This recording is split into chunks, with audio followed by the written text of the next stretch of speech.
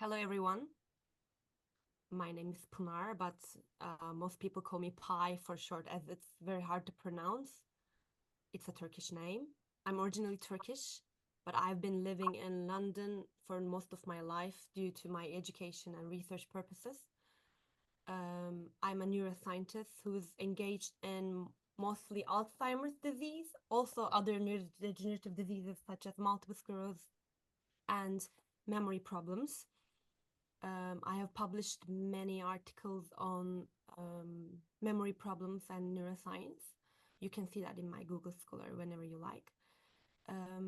So today I will talk about another neurodegenerative disease, multiple sclerosis, and I will tell you about my research. So can I start right now, Ms. Gazal? All right. Yeah, this is the time. Yes? Yeah. Okay, first I will share my small presentation with you. Okay.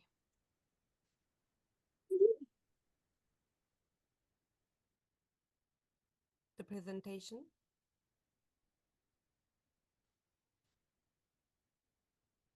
Can you guys see the presentation? Can someone confirm? Yes, definitely. Okay, super. So, hello everyone once again. Good evening to you from those joining from India, and good afternoon to those joining from UK and Turkey. Together, as neuroscientists, we are united in a common goal to better understand, sorry?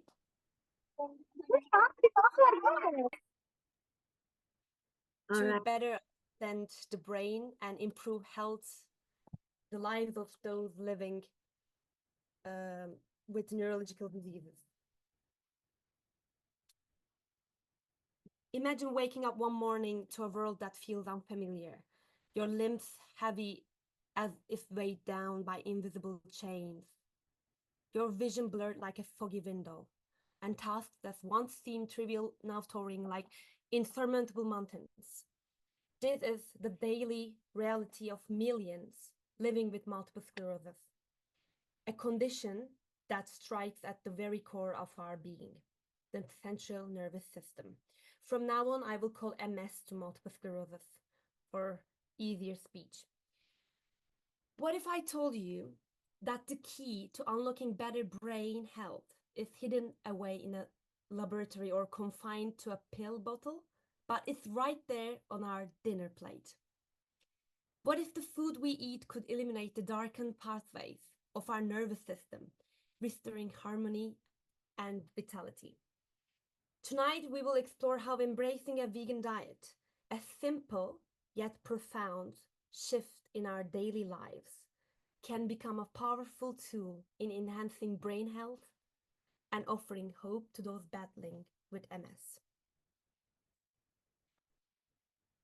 Building upon my previous work titled Comparison of Vegan and Non-Vegan Diets on Memory and Sleep Quality, we found that plant-based diets showed superior performance in short-term verbal memory compared to animal-based diets.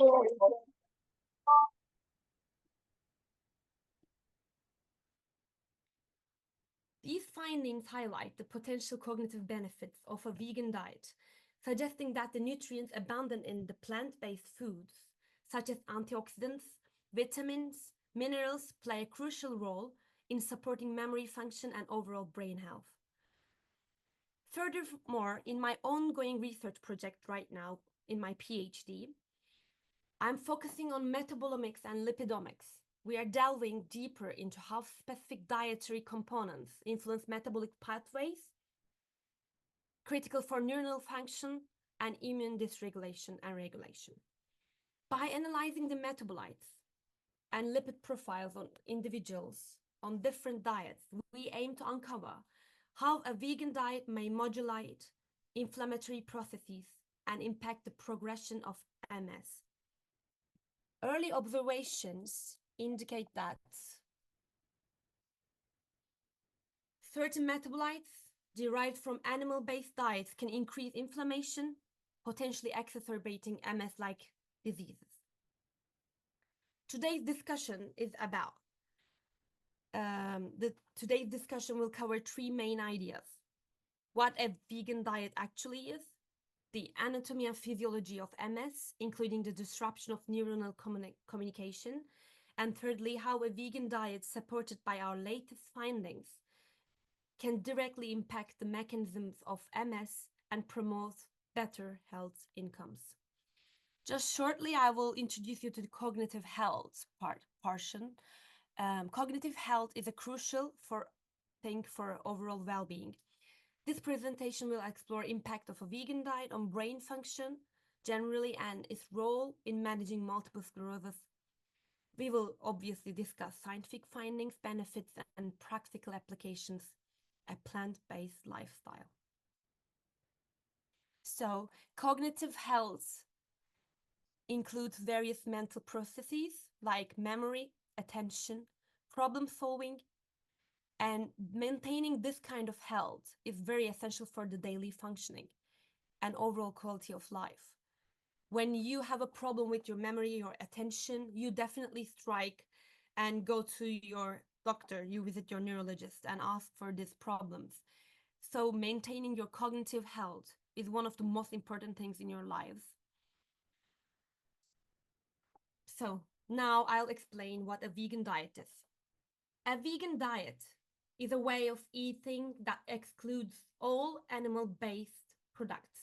So that means no meat, no cheese, no eggs or honey. Instead, it emphasizes plant-based foods such as fruits and vegetables for vitamins, minerals, and antioxidants. Whole grains like oats, quinoa, and brown rice for complex carbohydrates and fiber. Legumes, nuts, and seeds, which are excellent sources of plant-based protein and healthy fats. In case you can find more protein in legumes than one slice of beef. And plant-based oils like flaxseed oil and olive oil, providing essential fatty acids. This kind of diet isn't just about eliminating certain foods, it's about embracing nutrient-rich, whole food diet that nourishes both body and the mind. While vegan diets are gaining popularity for the environmental and ethical reasons, today we'll focus on their potential to revolutionize health, and especially for those with MS.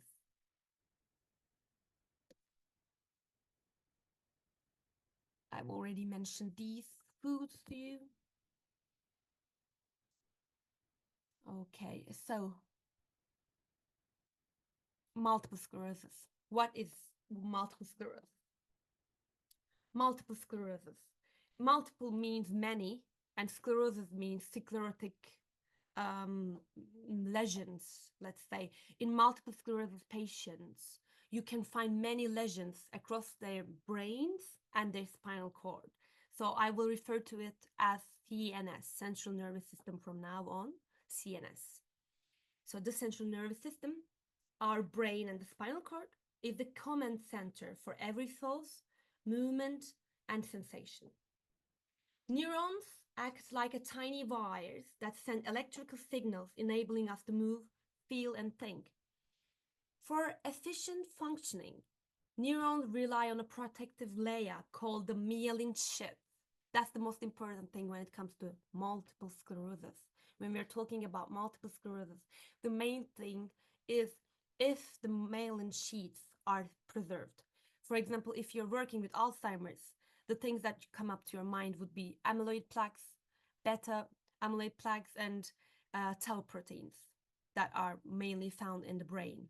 But the difference with multiple sclerosis is it is different than Alzheimer's in the case that, yes, different kind of protein structure, as well as in Alzheimer's, you can only see these composures in the brain, but in MS, you can see many lesions in your spinal cord, mainly around your C, C1, C2, C3, C4, and it can go down as well. But closer to the brain is more relevant and more probable. So going back to MS definition. In MS, the body's immune system mistakenly attacks to the myelin sheaths, a process known as demyelination, causing inflammation and leaving behind a scar tissue, which is called sclerosis. That is called scalar tissue as well. As a result, the brain's messages can't travel properly to the rest of the body, leading to symptoms such as fatigue. That's the main symptom. Most MS patients complain from feeling fatigued, feeling very tired. They cannot leave their beds. They always want to sleep or stay in bed and want to go to bed early. So fatigue is the main and the first symptom that comes up to our mind when we're talking about multiple sclerosis. And the second most frequent symptom would be muscle weakness and spasticity. That hinders their movement. As MS progresses, they will hardly move and they will be having many more problems with moving their muscles. Thirdly, and quite surprisingly to somebody that doesn't know about multiple sclerosis, is that they have, in addition to the muscle problems, a problem with their vision. They have a problem with seeing things because they end up seeing flashing lights around their vision in the periphery, on the periphery mostly. And this is often due to inflammation of the optic nerve.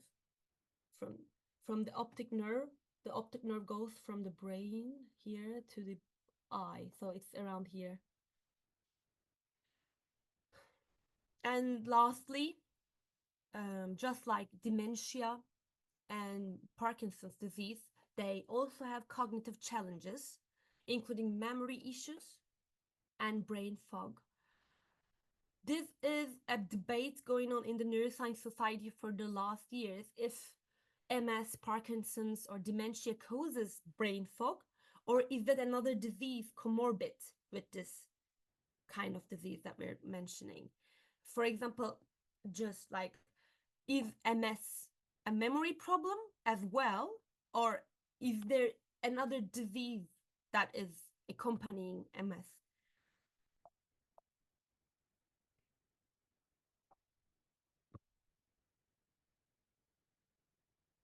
Okay. This disease disrupts neurotransmission, the electrical signals and chemical signals, as well as physical signals as well. That's the last finding in the last 10 years. There, we are talking about mechanic transportation as well, but that's not our topic today.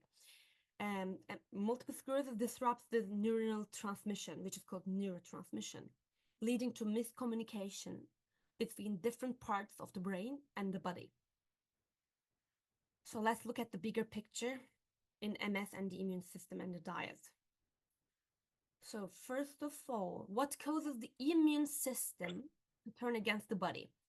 I'm mentioning immune system right now because MS is not just a neurological disease.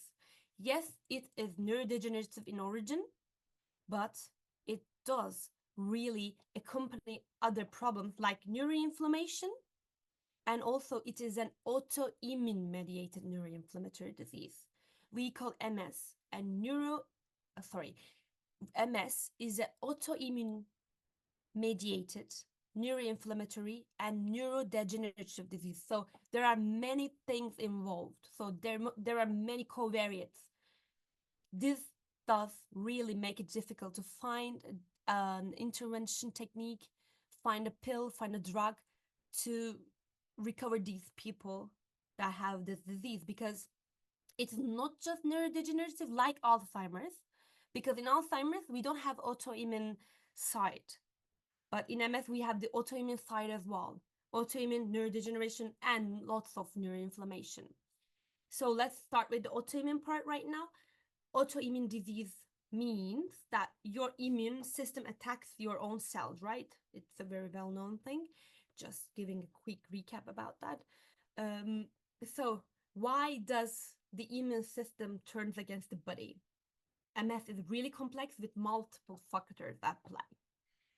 Firstly, immune system dysfunction is seen in these patients. Their T cells and B cells mistakenly attack myelin, releasing inflammatory chemicals that worsen damage.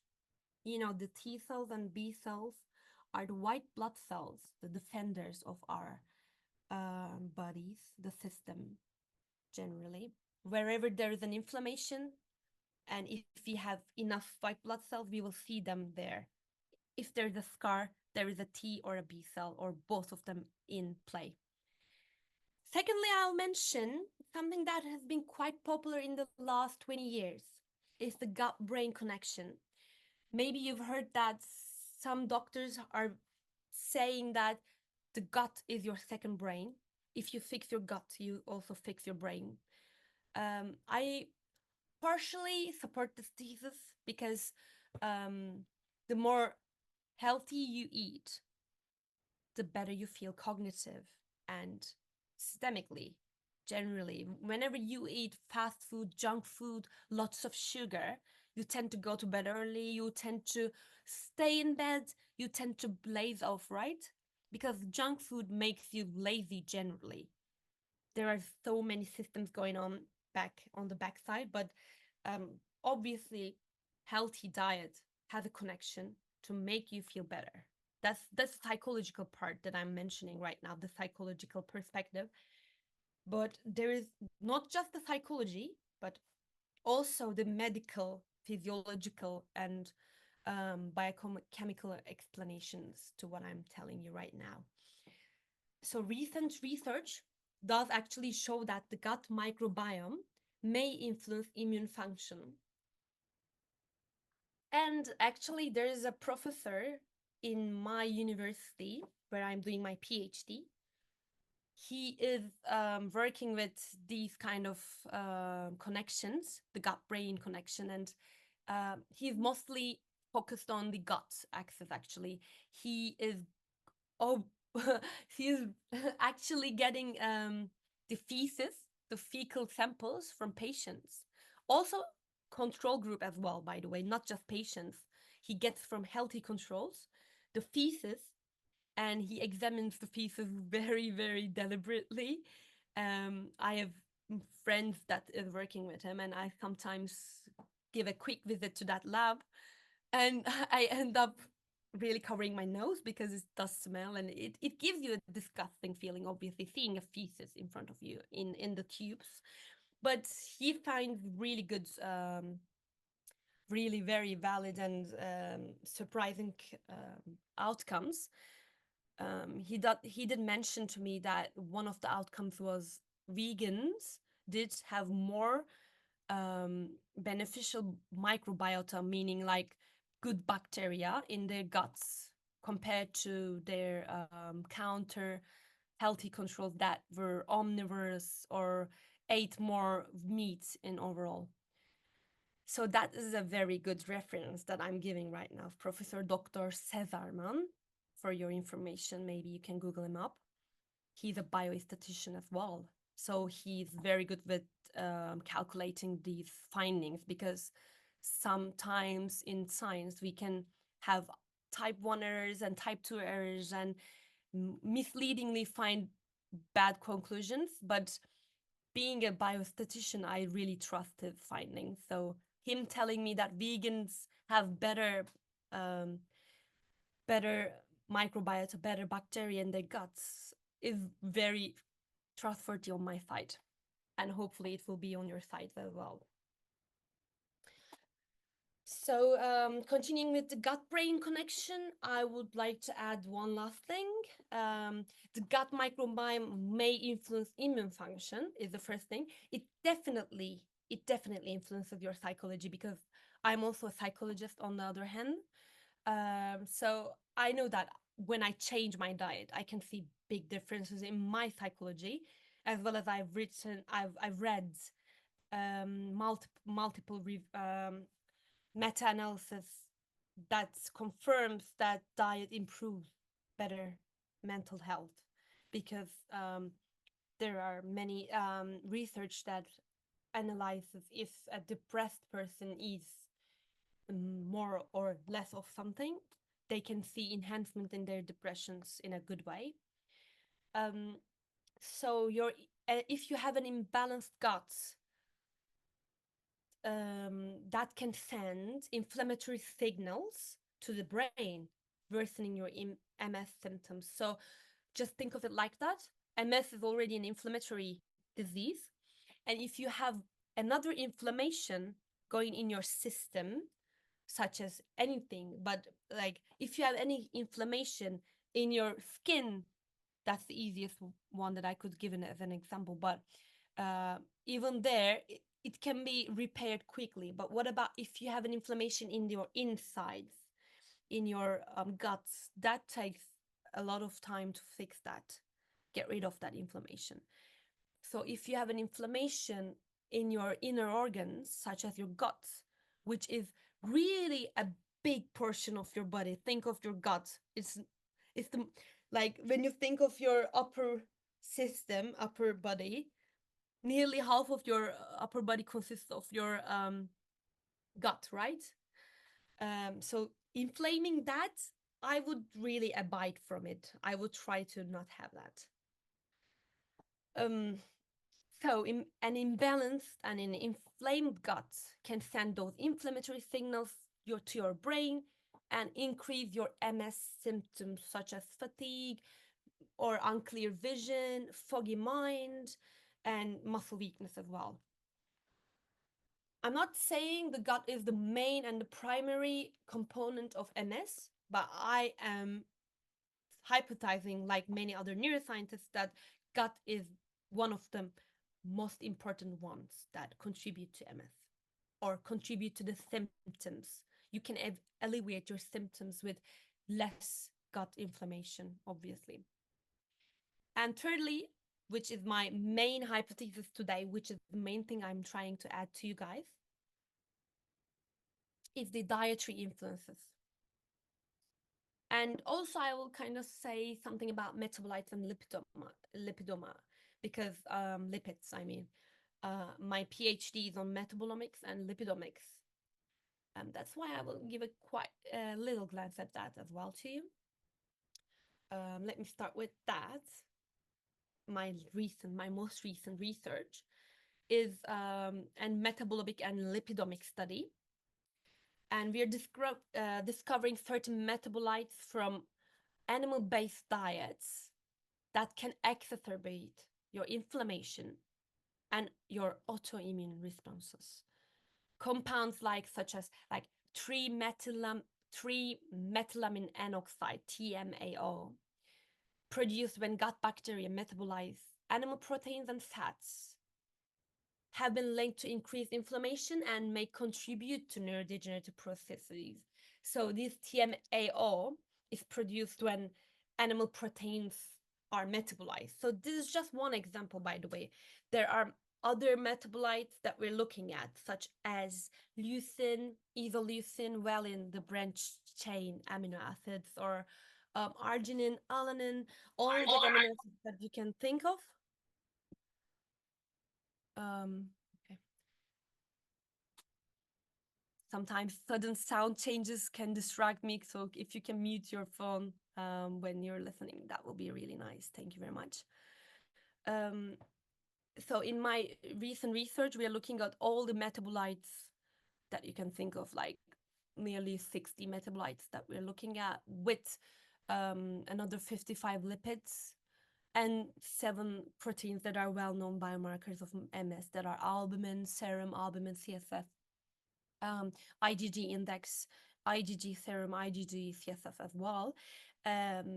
So we are trying to find the better predictive table for multiple sclerosis from your CSF and maybe from your blood serum as well.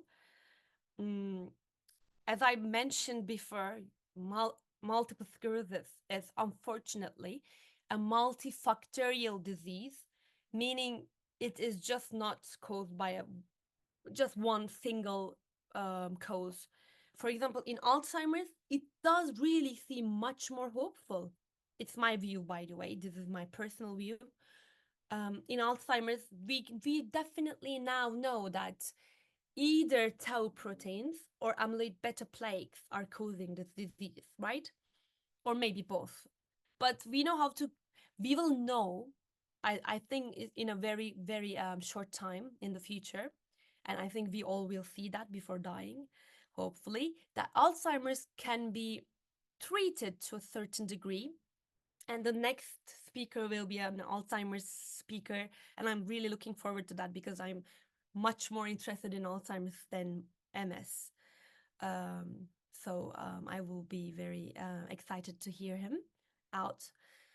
So my personal view is Alzheimer's could be treated very soon in the near future, whereas multiple sclerosis is less optimistic about this because MS has lots of factors going on. It has a gut connection, it has immune mediated connections, immunity. It is connected to your T cells, your B cells, and it's connected to how your myelin is deformed. And it occurs not just in your brain, but also in your spinal cord.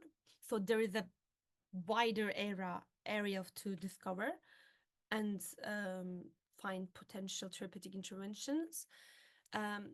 Thus, I'm very hopeful that many neurodegenerative diseases can be treated very soon with this advanced medical technologies.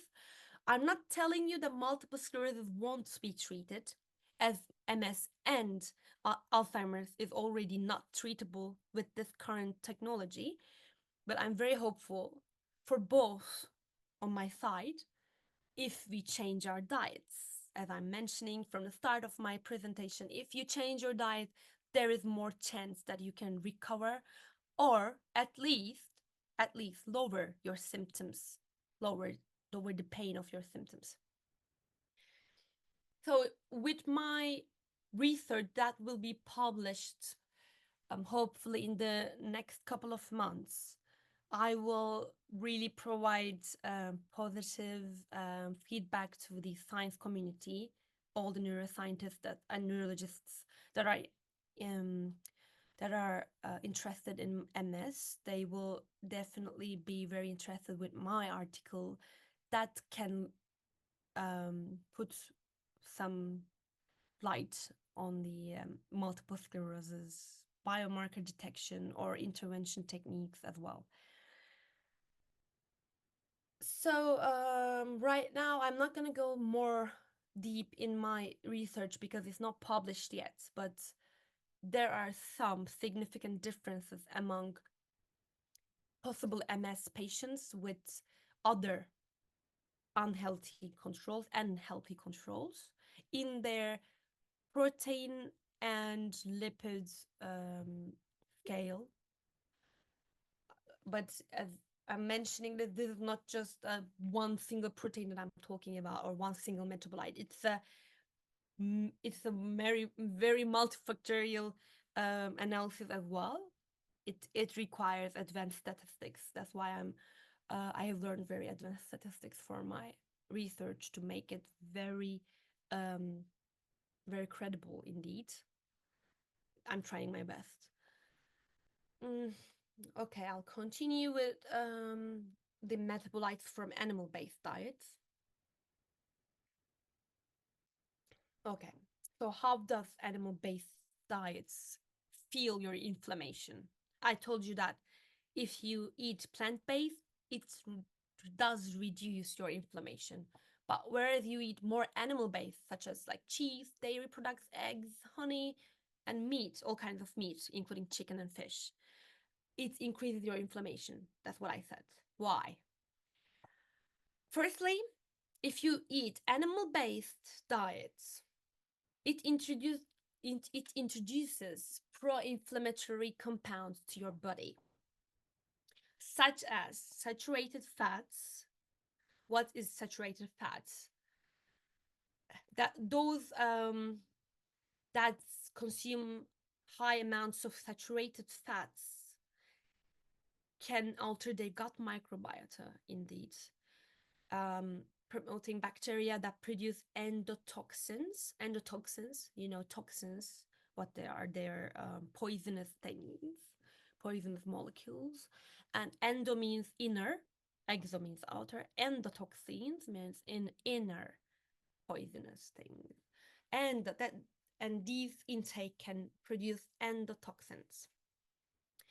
And those can either enter your bloodstream, and when they enter your bloodstream, that is something you really should be aware of and maybe afraid of as well. I would be afraid of that. That's why I switched my own diet, because I was really afraid of this. So when something goes to your bloodstream, it is everywhere. That's why diseases that are inside your blood are called systemic diseases. So maybe you remember from your biology courses back in high school or prior to that as well. We know that cells make tissues, tissues makes organs, organs make the system. So we are a system. Each one of us is a system.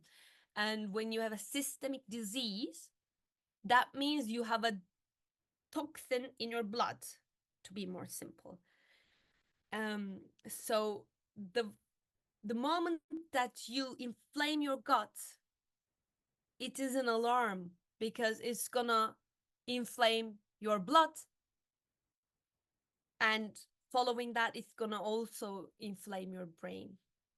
Please be aware of that. Please eat healthier, eat less animals, less animal-based things, eat more plants. I will be repeating that across my presentation. Another thing that comes from animal proteins, animal products, sorry for that, animal products, is something called NEU5G, NEU5G. It's a sugar molecule found in red meat, and humans, we incorporate NEU5GC into our tissues through diets. But the immune system may recognize it as foreign, leading to chronic inflammation, because it is something not found in our system. And when something comes to our bodies and tissues and your bloods or your cells, it does lead to inflammation, because you want to attack on something that's foreign. And I can mention that there is, if you, for example, when you have to definitely cook your meat, there are some people that do not cook their meat, but mostly you cook your meat, because if you don't cook your meat, when in its raw form, we end up poisoning ourselves, because there are many people we can see in the newspapers, and people that get poisoned from meat and chicken, because when you don't cook it, the bacteria that it has on their meat, you cannot digest that, and you cannot fight that. It's foreign to your system, and you end up being poisoned. And in some cases with children, they end up dying from it. I've read it new on, like, at about 6 or 7 years ago, a child eating from a junk food company which is very popular, one of the most known junk food fast food company.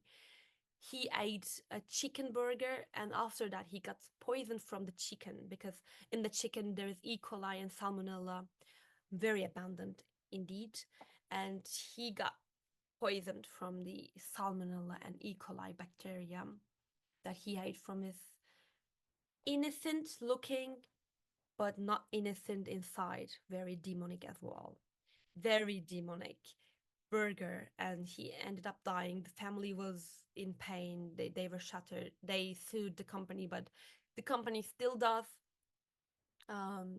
animal food, and still I'm sure that many people get poisoned from those kind of foods. They started also producing vegan options, plant-based burgers, so to say. But I'm still not very happy about them producing huge amounts of animal-based proteins every day and giving it for a very cheap price to attract consumers still, because with the economy that is going on with third developing third class countries, which is um, Turkey is also involved, unfortunately, in developing countries, and economy is not helping eating a very healthy diet. So you tend to go to a junk store, I mean, like a fast food store, fast food chain, to suppress your hunger, right? Instead of going for a plant-based bowl, which is 3 times more expensive. So I'm aware that economy is not helping to the countries that we live in right now. I don't think I haven't heard that economy is get good in India as well. So um, Asian countries, African countries, Middle East countries, we suffer from our economies. And I'm sorry that we cannot be very healthy due to these economic factors. And I know that's a shame. I hope socialist politics will win at some point in the world, and we will suffer less from our economies, because imperialism and capitalism is at no help with what is going on right now. It's not it's not a help for the medicine, because if you think of very rich countries like the United States, they they are good with their economy compared to ours economy, but they are also the um, most dying, let's say, most mortal countries that suffer from cardiovascular diseases, obesity, and as well as diabetes. Yes, they have the highest rates of these because they also eat loads of fats. So I don't know if looking from another perspective, if economy is the only um, culprit for this, but I'm sure that it will help, because Asian countries tend to eat more plants in general and less meat. Um, I want to mention that in animal-derived foods, when they're cooked in high temperatures, that was what I'm trying to mention. Yes, there are exceptions, but mostly everybody cooks their meat in in the hope for um, preventing getting poisoned. You also have another disadvantage when you cook it, because when you cook it at high temperatures, because you like it more, the taste is better, more palpable. Then the high temperature will cause advanced glycation and products, which is called AGES, ages, let's say. And those ages trigger oxidative stress and inflammation. And last but not least, I will not ignore iron, heme, or you can also call heme iron or hem iron for different pronunciations. It is abundant in red meat. Remember the big myth that whenever you have anemia, doctors suggest that you should get iron. But there are two categories of the iron as well, heme versus non-heme iron. And heme iron is found in animals, such as, like, we are animals as well. So if you cut me and eat my skin, you will get heme iron as well. So it is found in the animal cells. My cells do produce heme iron as well. But if I want to get the heme iron, if I want to intake that through my diet, then I would just need to go to animal products, because in plants There is iron as well, by the way, because most people think plants have no iron. But let me tell you something. Some plants have more iron than meat. Even, for example, spinach has twice as more compared to many meat products. But the differences in the molecular level is its heme structure. The plants don't have they don't have the heme iron, but the non-heme iron. So right now, when I'm talking about the animal-based proteins, heme iron is very abundant in red meat, and it can catalyze radical formation, leading to oxidative damage. You know that free radicals are not good for your cells. And when you get the heme iron, its catalyzation is not good. The catabolism of heme iron is not good for your body. Maybe in the short term, to increase your iron levels, it can be beneficial, but on the long run, I doubt that it's beneficial anymore.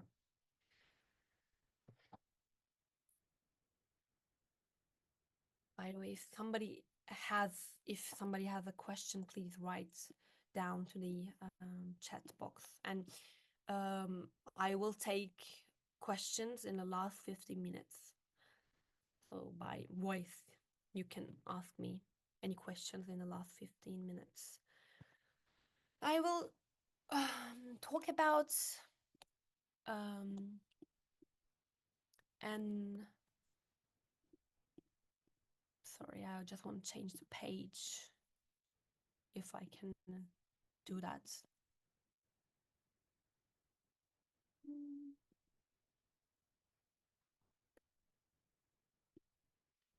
Yes, okay, managed it.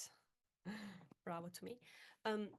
Before this, like, I will firstly tell you the some scientific studies that have been on PubMed and Google Scholar and good scientific authorities, journals. I will mention those to you, but let me read that paragraph here.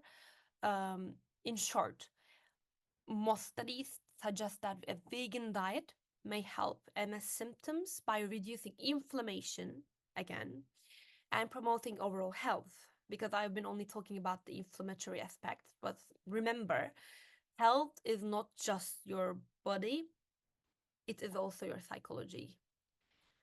And the inclusion of anti-inflammatory foods, I will talk about it in the coming minutes, but you know, plants are anti-inflammatory, unlike meat, unlike animal products. So animal products are inflammatory and plants are anti-inflammatory. And anti-inflammatory foods that are plants can potentially lead to fewer relapses and improved quality of life for MS patients.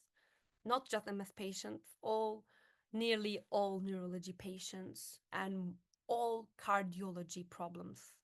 I can put my name under it, but my name won't matter for cardiology, but still I will put my name under it because I've read many good, like most prominent cardiologists around the world, and they say they found out that plant-based foods is the best way to treat cardiovascular problems. So I will put my name under it. As a neuroscientist to a cardiological problem, take it or leave it, that's up to you. Or you can gather your own literature research. I'll give you a name, which I really, really admire. He's also well known. That is the best cardiologist that comes up to my mind for those that have a cardiological problem.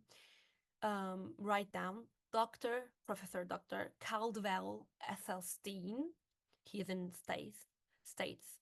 He has done very big research on cardiological problems, including like those that has high cholesterol levels, high blood pressure, high hypertension, and he treated those nearly impossible to be treated patients with plant-based diet. Yes, you haven't heard that wrong. He has actually treated somebody that had so many stents in his heart, without doing any bypass operation, without adding more stents.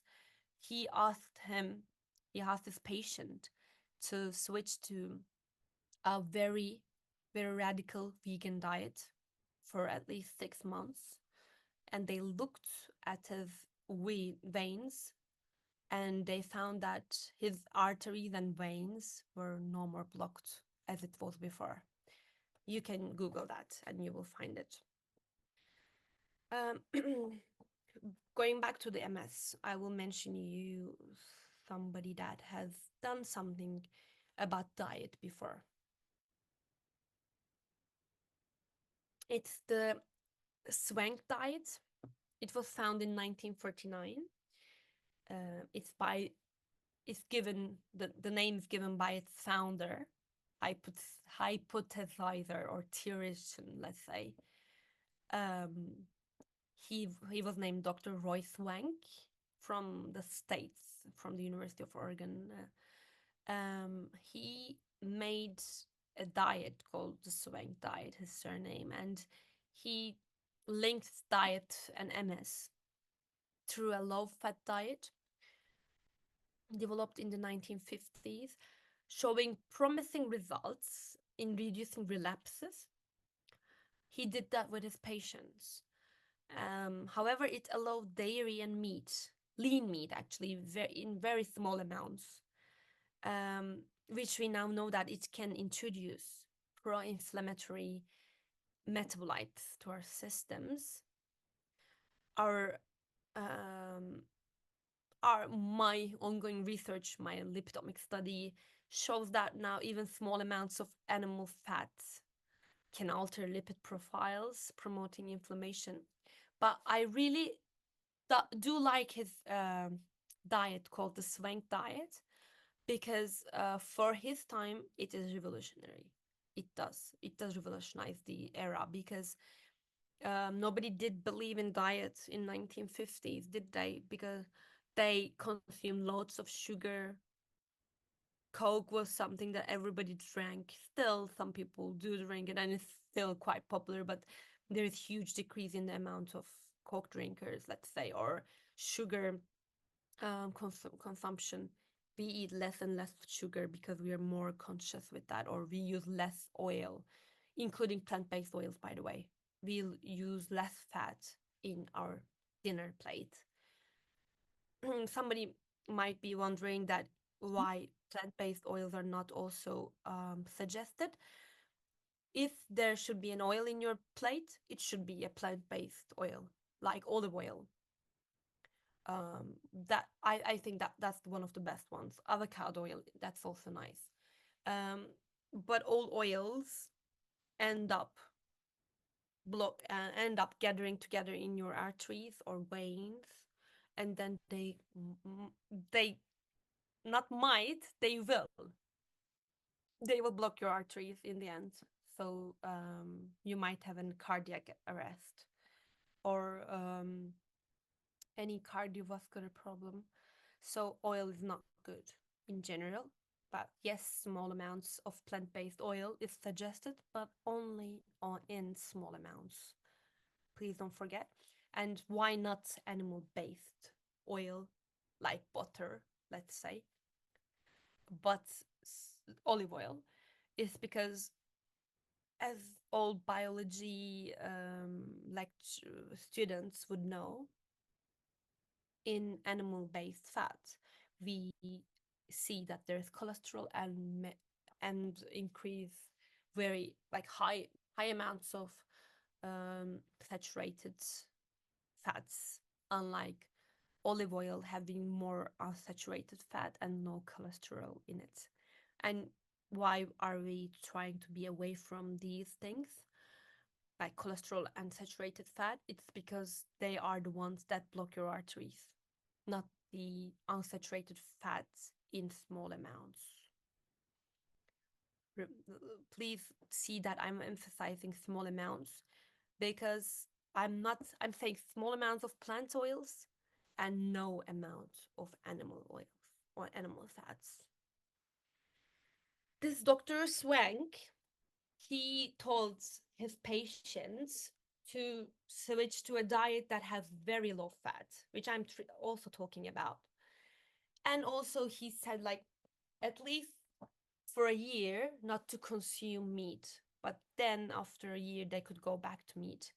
So there is the problem, I think, on my personal view. I find this problematic because going back to eating animals or consuming dairy products is not good.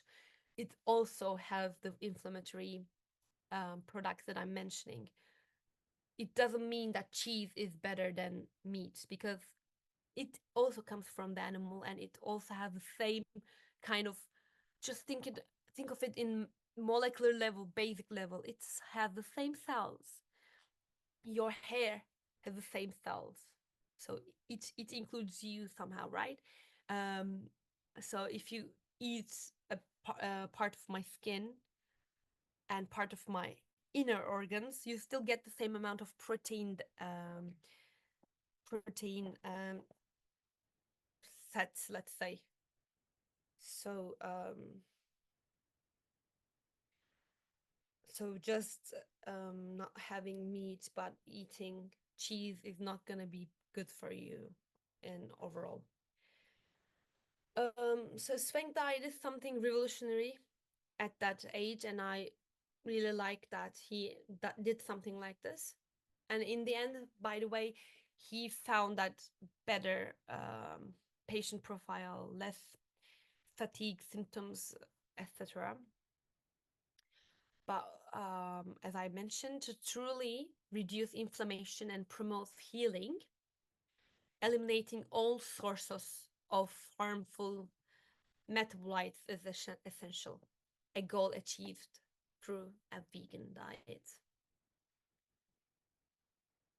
So I'm in the last half an hour, I guess. I will conclude in 15 minutes and then get questions.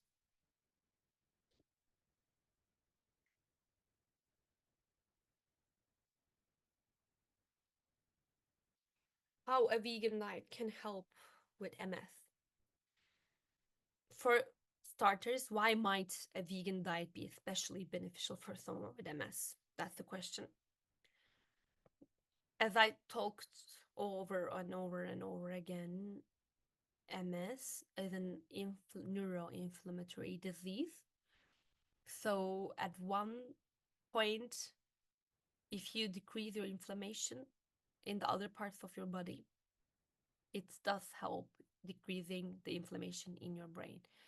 At least it's not increasing your inflammation anymore. You shouldn't increase inflammation in your body. If you have an inflammatory disease, you should try to prevent getting them as much as possible.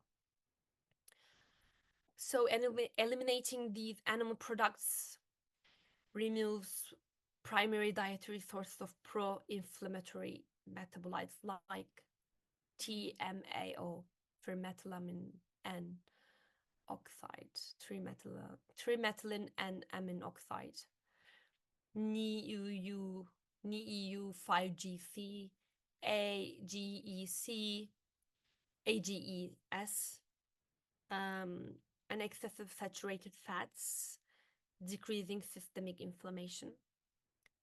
Secondly, as I mentioned, that gut is kind of in some way linked to your brain. So you can enhance your gut health.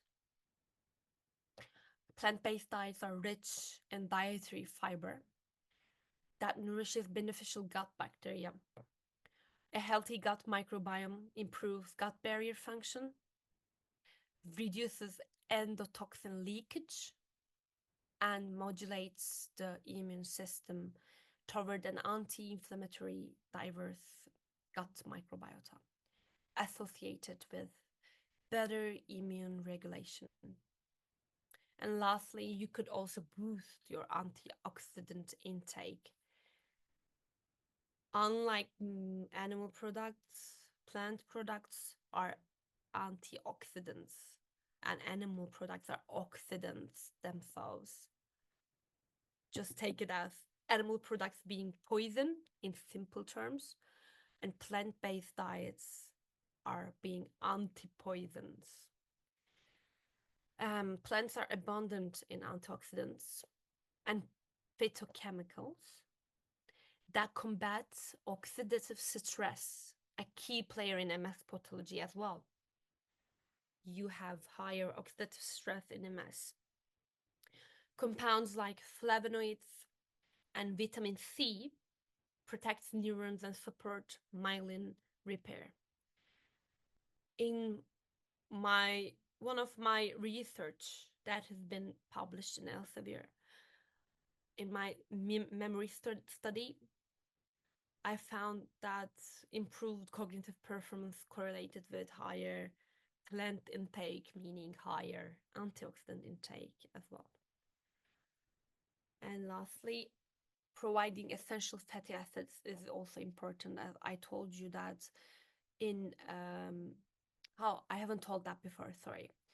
So even though I said like try to stay away from fats, so does it mean fatty acids as well? There are some fatty acids that are very essential for your body. That is why I'm telling you not to fully give up on fats. That's it. In very small amounts, very, very small amounts are enough, trust me. In small amounts, you can get omega-3 fatty acid. It is the most important fatty acid that we can get from nutrients. Unlike omega-6, that is not suggested, and you can find omega-6 in junk food a lot. Omega-3 fatty acids are found, as everybody knows, and everybody will think of this only, and nothing will come up to your mind, right? You will only say, just think, where do you find omega-3? Can you find anything else apart from fish? Anybody can think of anything apart from fish oil? Please write below if something comes up to your mind, because I don't think anybody will come up with something apart from fish, because that is what advertisement does. That's what the media does to us. They want to sell more fish oil. They come up with fish oil tablets, fish oil pills. You need omega-3 tablets from the fish capsules and everything. But why don't you ever hear about walnuts having loads of omega-3? Have you ever heard of flax seeds having the highest omega-3 in plant foods? And lastly, there is chia seeds that are very good with omega-3 as well. And these omega-3 fatty acids have anti-inflammatory properties. And also omega-3 is good for our neuronal system because it supports neuronal health. Okay. What does the study say? Okay, look at the presentation. I've mentioned only a couple of articles there in the references. But here I'm telling you that individuals with MS, and not just MS, I'm repeating that, not only MS, but also Alzheimer's, dementia, Parkinson's. You can think of loads of diseases, including neurological problems and cardiovascular problems, I'll repeat, as a non-cardiologist.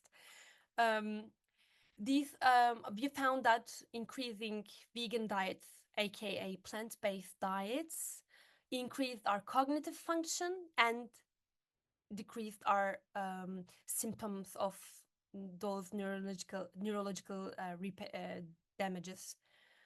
I have referenced here two very good articles. I can't be objective about the first one because that is my own article. So let's say one very good article and one belonging to me. So the first article is mine, Sengul P. That is me. That is published in Clinical Nutritional Open Science in Elsevier 2 years ago in 2022, and it got like 7 citations up until now.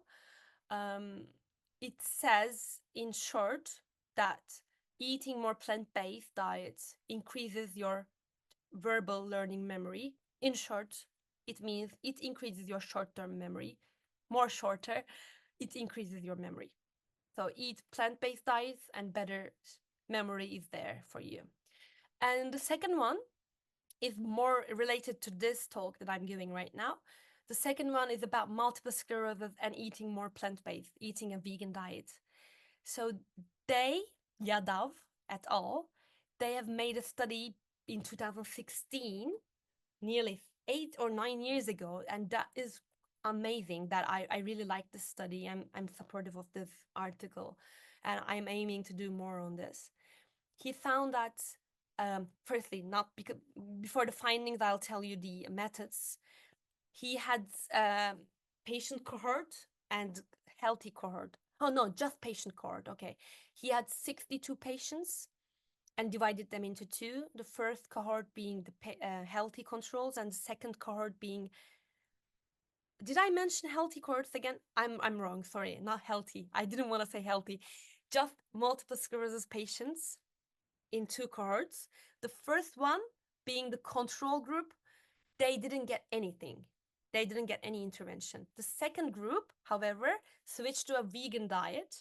And at the end, they found, okay, the first one, the neutral one is, the neutral finding would be they didn't find any decrease in the lesions in multiple sclerosis because they have done this study for only months, for only 1 month, or I think it was like few months. It wasn't for a year. It didn't take long. So for my view would be for better results, you need to take apply the vegan diet for years in your body, not just for a month and leave it. And lesions like sclerotic tissue, the scar tissue that appears in MS, in order to treat that, you need ages. Even treating another disease, like even treating your gut takes months. How can you treat MS lesions in just few months? It doesn't make sense, right? Um, so they didn't increase the health. Like they couldn't see any benefits in the MRI scans, but they actually did see something nice, which is they saw improvements in the cognitive health, and the patients said they had less fatigue symptoms. They felt more energetic and overall psychologically better, so less depression as well. Miss Cavall, do you have something to say because you have increased hand? Yeah. Okay. Actually, Dr. Pinar, I'm really sorry to interrupt. Yep. It was going great to listening to you, and during that, we didn't recognize that the time has exceeded. Mhm. Yeah, the Okay. next speaker is asking for their slot. Yeah, All right. I'm yeah, just finishing in 2 minutes and I'll get my questions, all right? yeah. Thank you so much. And can we take the questions during the questionnaire session at the end? As we have planned a questionnaire session also for all the speakers and all the attendees. There, they can interact among themselves and ask the questions. Will All that be right. fine? All right. Thank That's you so that's much. okay. I'll just confirm.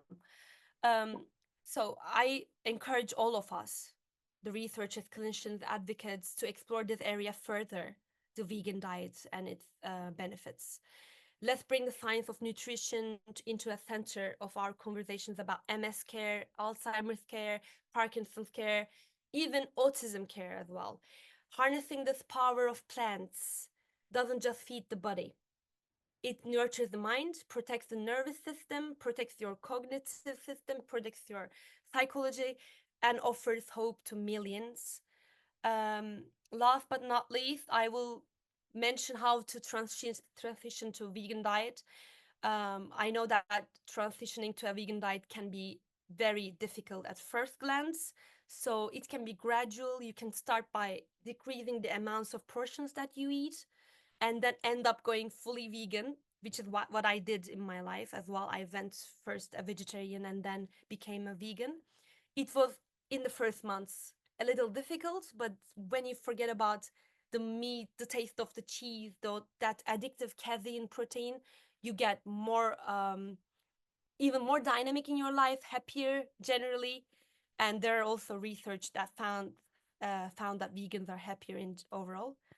Um, so feature I invite every researcher to do more research on plant-based diets and find better MS management, neurological patients managements.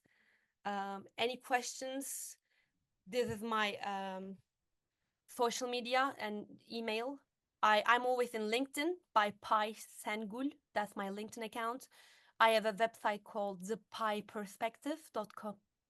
And my Gmail is neuroscientistpinar@gmail.com. Any questions, feel free to send me an email, or I'll always be happy to answer your questions about vegan diet and other neurodegenerative diseases if you have. I hope you can convert to a more plant-based diet and a healthier diet for your sake. Thank you, everyone, for listening. Yes, Dr. Pinar, I'll definitely, for my case, I'll definitely shift to the vegan side. Thank you so much. That's And really nice to hear. yeah, and yeah, definitely we had questions for you, but we are very sorry as the next speakers are waiting up in the line. So thank you so much for cooperating with us, and definitely we would love to hear more from you in our future events. Yeah, and for the questions, we'll be having the questions in the questionnaire session at the end. Please stay connected. Yeah, with your permission, let's move on to the next speaker. All right. So after the insightful presentation and so much knowledge given by Dr. Pinar, let's move to our next speaker. It's Miss Adriana King. The Hi, PPTs good are morning and good afternoon. I'm Adriana King. I'm a high school student from the Ursuline School in New York, the United States. I'm a Peruvian American and aspiring neurosurgeon, and you can find my full paper at the Science Communication Coalition article publication section. I can also link it in the Zoom chat if you'd like. Next slide, please.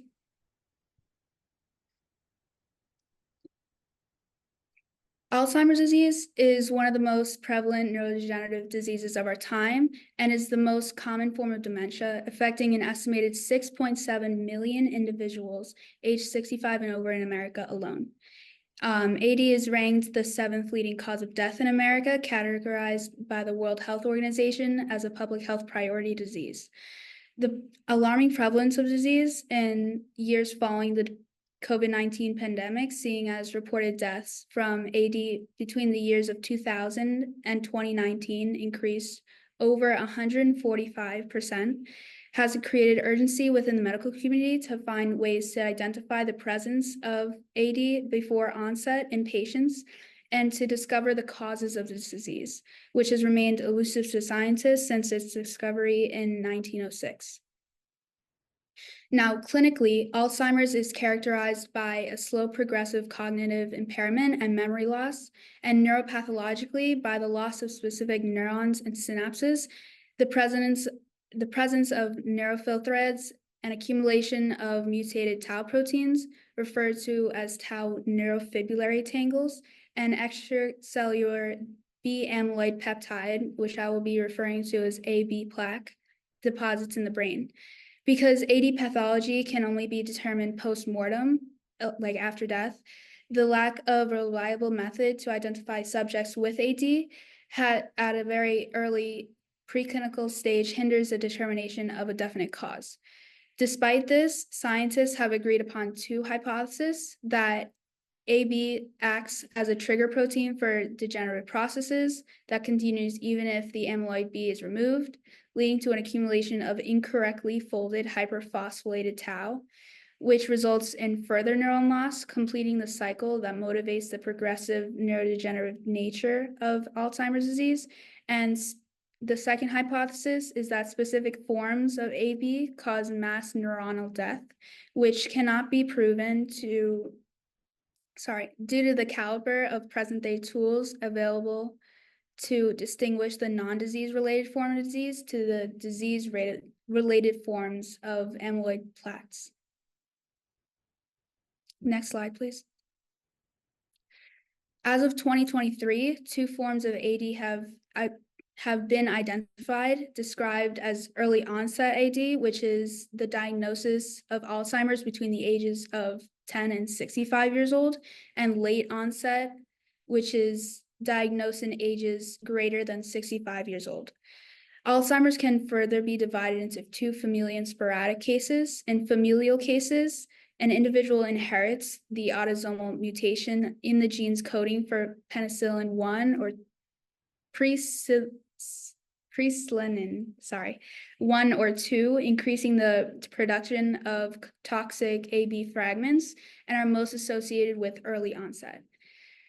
One study conducted in 2017 identified the individuals with no family history of Alzheimer's developing late onset Alzheimer's disease after exposure to pesticides, metals, industrial surfactants, and caused anomalies in the atropolitan E4, which I will be referring to as APOE E4 gene, which is a genetic risk factor accounting for greater than 99% of all Alzheimer's disease cases due to its effects on the synaptic function of the accumulation of amyloid B plaques.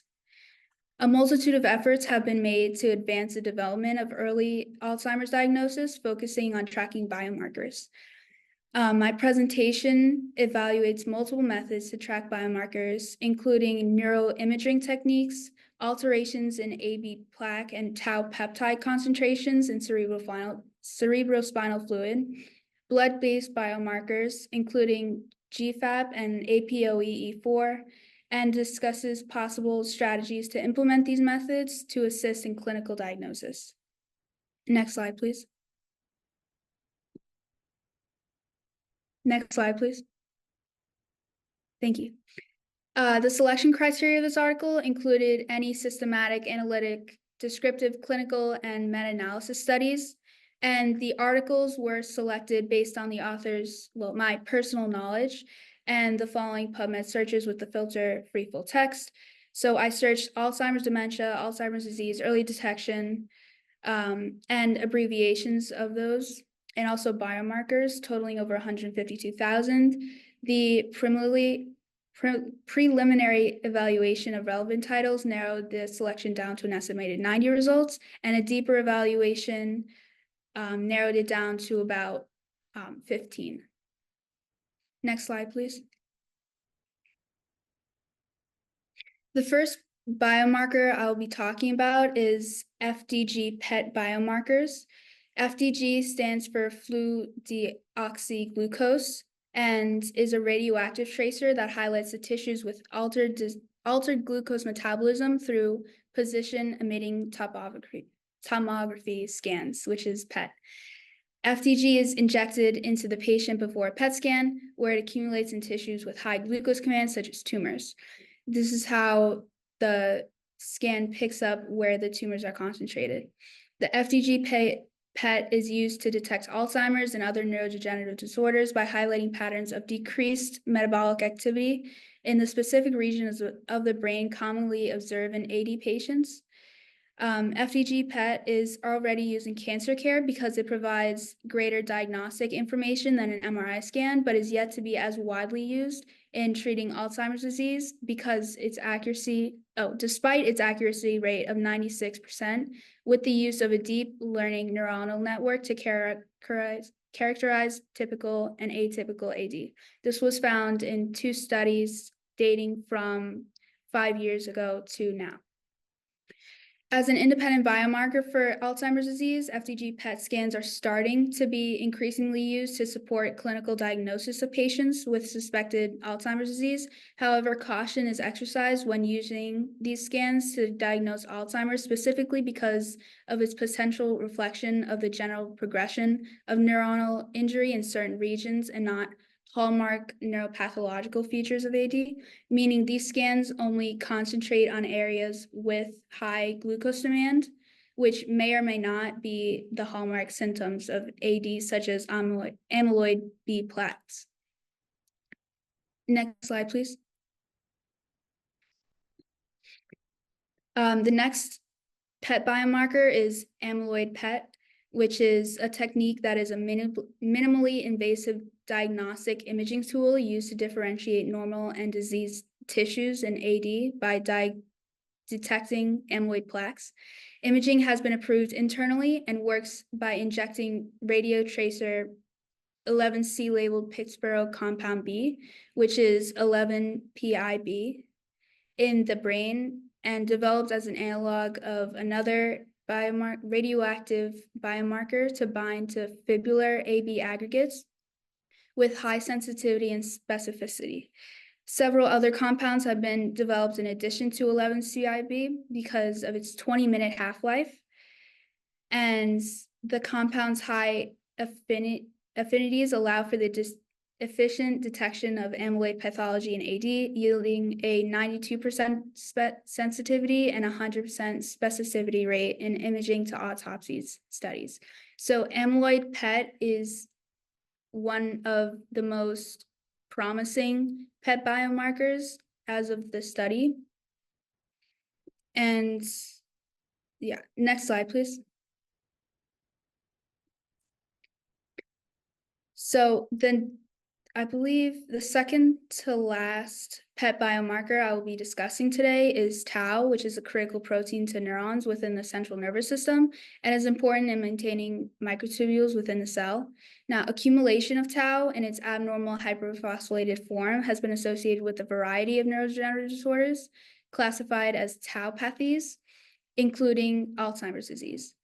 The agent 18F has been FDA approved and allows for the visualization and monitoring of neurofibrillary tangles, aiding heavily in the development of disease-modifying therapies and disease staging. Imaging sensitivity and accuracy is in a range of 92% to 100% and 52% to 92% respectively, as of a study that is included. Tau PET scans in combination with abnormal amyloid examinations have a high clinical relevance because of their strong association with short-term, and I define short-term in the study as 3 to 5 years of cognitive decline in cognitively stable individuals. Next slide, please. SV2A stands for synaptic vesicle glycoprotein 2A and is a transmembrane protein present in all synaptic vesicles and is used in PET as an indicator for neuroinflammation. This protein locates neuroinflammation by being measured by density through another chemical tracer, which is a radioligand made specifically for this type of imaging. Introducing this tracer as an analog of another 20-minute half-life tracer is a novel topic as of 2021. And the change from this tracer was being called on because, again, of its short half-life isotope. The first in-human evaluation of this longer chemical tracer, which is 18F, concluded that the tracer shows outstanding in vivo and kinetic binding properties in humans and potentially could be a standard procedure for imaging and quantifying synaptic density in Alzheimer's disease and similar disorders. The ability of the protein SV2A PET imaging to dynamically assess the patient's synaptic loss situation and monitor disease progression in therapeutic intervention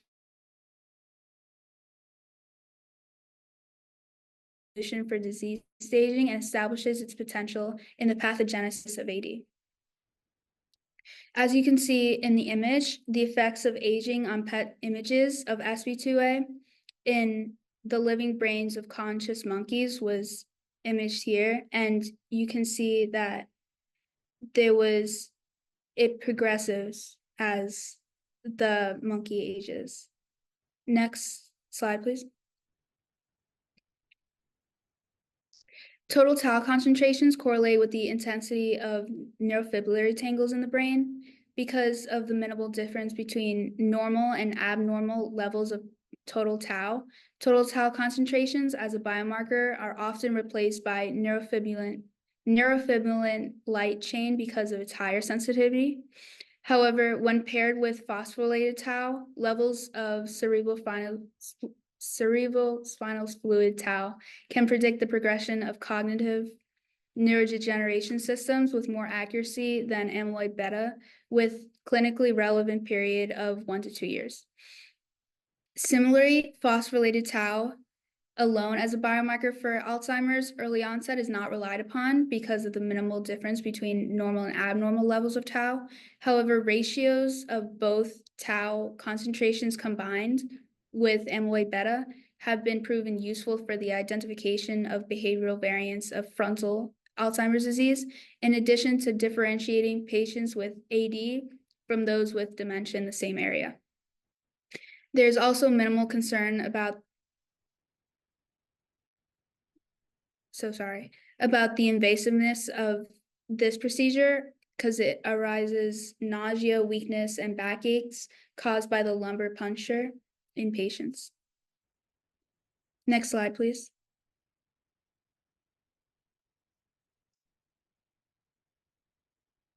I realize I have 10 minutes left, so I'm going to make it a little bit quicker.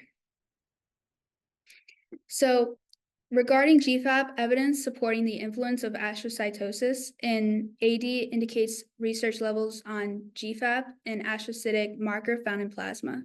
The concentration tested through AB and tau PET testing with an 18F isotope radio indicator increased significantly in all AB positive groups as compared to participants without AB pathology, in addition to higher AB PET signal in all AB positive groups. The findings indicate that plasma GFAP is an early biomarker with AB pathology in the brain and encourage further testing of GFAP as a non-invasive tool to be incorporated in the hypothetical models of AD pathogenesis and to detect early astrocytosis. Next slide, please. So regarding blood-based biomarkers, APOE, is a major cholesterol carrier that supports brain injury repair and has been sparking interest due to the potential it has to be an early detection method for AD because of its reputation as the strongest sporadic genetic factor for Alzheimer's. The presence of two alleles have been proven to result in earlier AB release as measured by the CSF and PET AB biomarkers, but does not allude to structural changes in the brain before clinical disease phase. Next slide, please. Seal structure MRI is a non-invasive technique to examine the anatomy and pathology of the brain and is a fundamental part of the clinical assessment of patients with suspected AD. It has a myriad of uses, as the atrophy of medial temporal structures and the rates of hippocampal and whole brain atrophy in the brain are all biomarkers of neurodegeneration and therefore are used as outcome measures in trials of disease-modifying therapies. It's also used in the clinical assessment of the patients with limited Alzheimer's dementia, reflecting the prevalence of serial structured MRI in clinical environments. Next slide, please. I see I have a comment. I just can't. Okay. That's not a I'll comment. answer any questions after at the designated time. So magnetic resonance diffusion tensor imaging is used to assess damage to white matter, often used in combination with other predictive models, and it performs best when used with structural MRI, yielding a 99% sensitivity rate and a 95% sensitivity rate when used in combination with the Markov model, which is a computing model. And the Markov model especially is even more specific and sensitive than the support vector machine, linear discriminant analysis, and extremely gradient boost imaging techniques when compared, encouraging further study in the clinical uses of MR-DTI in combination with the Markov model beyond Alzheimer's. Next slide, please. Susceptibility weighted MRI in its experimental stages, currently used to assess vascular activity and identify cerebral amyloid angiopathy, is not currently used in major clinical trials or clinical practice. However, reviews discussing the current status and future directions of susceptibility-related MRI predict the potential importance to the management of amyloid-related imaging abnormalities, or ARIA, with the use of anti-amyloids. Next slide, please.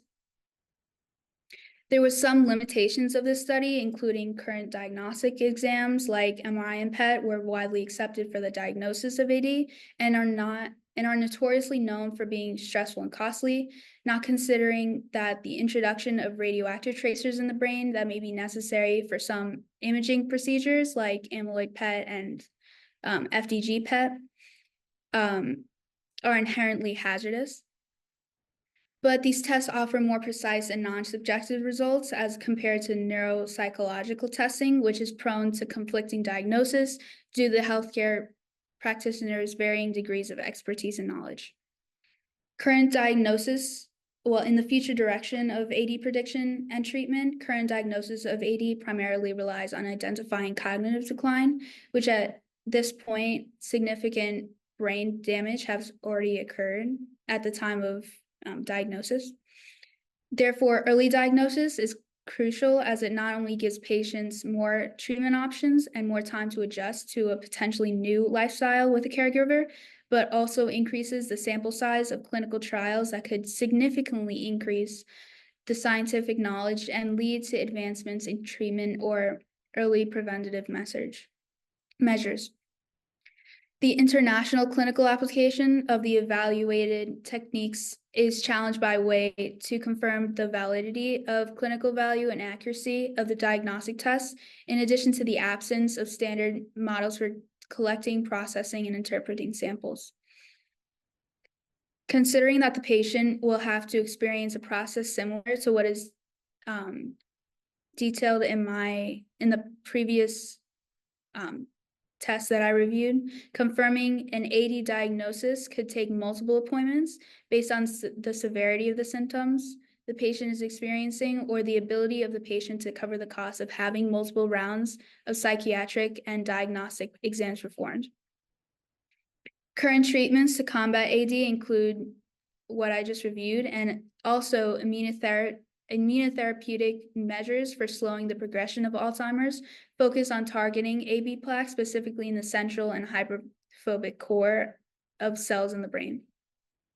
Immunotherapy is showing much promise when applied to the first stages of Alzheimer's and is a stellar example of how biomarkers can widen the pool of patients of clinical trials can choose from to include in their study. Another example of the direct benefit biomarkers offer is theranostics, which is a method combining therapeutics and diagnostics to maximize the accuracy of Alzheimer's treatments using quantum dots, which are nanoparticles with a bright fluorescence. And it can be adopted to use quantum dots, easily interpreted emission properties to simultaneously image, diagnose, and apply therapies to these patients. Next slide, please. So as I said before, Alzheimer's is the leading cause of dementia and affects millions of adults yearly. Currently, there is no cure for Alzheimer's disease, despite the best efforts of medical researchers. However, there is hope to detect Alzheimer's disease before the onset of symptoms and implement changes in the patient's lifestyle to slow the progression of the disease through early detection biomarkers. The potential to provide insight into the integration of various methodologies holds great potential to provide insight onto what the most accurate combination of diagnostic examinations are, with the end goal of a widespread standardized procedure for the diagnosis of AD while minimizing leeway for bias. This goal is becoming more and more of a reality as theranostics and their immunotherapies gain FDA approval, giving patients and doctors alike hope to find a future for the disease. I would like to acknowledge my mother, Prisca Diaz, which has a master's in science, and a teacher at my school, which was a registered nurse, for their time and insight in the final review of this paper. Thank you very much for your time, and I will make sure to do my best to answer questions at the allotted time for questions. A very insightful presentation by Ms. Adriana. Thank you so much. And yes, there were questions. I'm sorry. Bravo, Adriana. It was really nice, and the ending was really cute. She mentioned her mother, and I really like that. I had another session going on right now. I'm already 15 minutes late, but I stayed for Adriana's magnificent research and presentation. Thank you, Adriana, once again, and congratulations. Thank you. It was so sweet of you, Dr. Pinar. Thank you so much for interacting and motivating the upcoming doctors. All right. So, Adriana, yes, there were 2 questions. One question came from LinkedIn Live for you. It's up to you if you would like to answer the question right now, or you would like to answer the question later at the questionnaire session with Dr. I actually have another event to attend, so I will be answering those in the chat. Thank you. Okay, thank you so much. Okay, so let's move on to our next speakers from Bhavani College of Nursing. Our 3 students. Are you here? Yes, Gesel. Hello, Oviya. How are you, dear? Fine, Gesel. How are you too, Gesel? I'm good too, thank you. So are you guys ready? Yes, Gesel. So yes, we will start with the introduction. Yes, Okay? Gesel. And then, yeah. Okay, dear.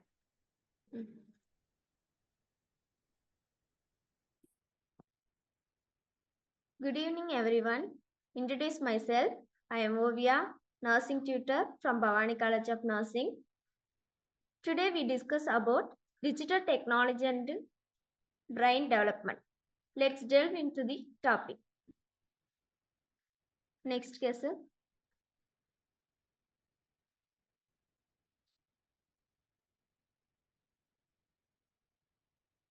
Abstract. The effect of digital technology on early brain development have been hotly debated for a long time. The COVID-19 pandemic increased these worries to greater scale as it led to an inevitable surge in the use of digital technology across age groups. The risks and benefits of screens or gadgets are often discussed at length on multiple platforms. Technology has become a part of everyday life for humans of all age groups. Exposure to screens of start in the first few months of life. It therefore becomes imperative to study the various ways by which it may affect the development of the human brain. Emerging clinical studies show that it may have positive as well as negative effect on multiple aspects of brain development. In spite of the available research, there is no conclusive evidence to link the effects of digital technology with developmental disorders. The purpose of this review is to summarize the current evidence and the conceptual understanding in this area. Next, Kesal. Introduction. The rapid advancement of digital technology has transformed how we learn, communicate, and interact with the world, from smartphones and tablets to virtual reality and artificial intelligence. These tools have become integral to daily life, profoundly influencing human behavior and cognition. For children and adolescents whose brains are in critical stages of development, the interaction with digital technology has sparked growing interest and debate among educators, scientists, and parents. Next, Gesel. Definition. The major advances are emerging at the intersection of neuroscience with technology and computing. This new science of the brain combines high quality research, data integration across multiple scales, a new culture of multidisciplinary large-scale collaboration, and translation into applications. Next, yes, sir. Effects on brain development. Children these days are exposed to digital media very early on, often as early as 4 to 5 months. There have been various studies that have highlighted the association of excessive digital technology with early brain development. A recent study from India on more than 700 children less than 5 years of age found that increasing ST was significantly associated with developmental delay and that language and communication were especially affected. However, the association is not quite as straightforward as it might seem. For instance, a French cohort study of more than 1,500 children aged 2 to 6 years old found a cross-sectional inverted U-shaped association between children's daily ST at age 2 years and language development. Interestingly, children who were watching screens for intermediate duration had the best language scores, suggesting that ST in moderation can have a positive effects on language development. Next question.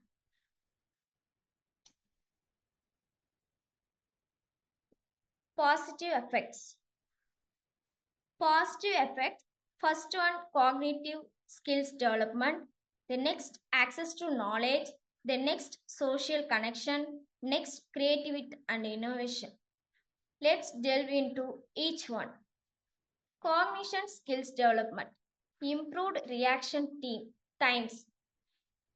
Action video games can enhance reflexes and decision-making speed by challenging players to react to rapid stimuli.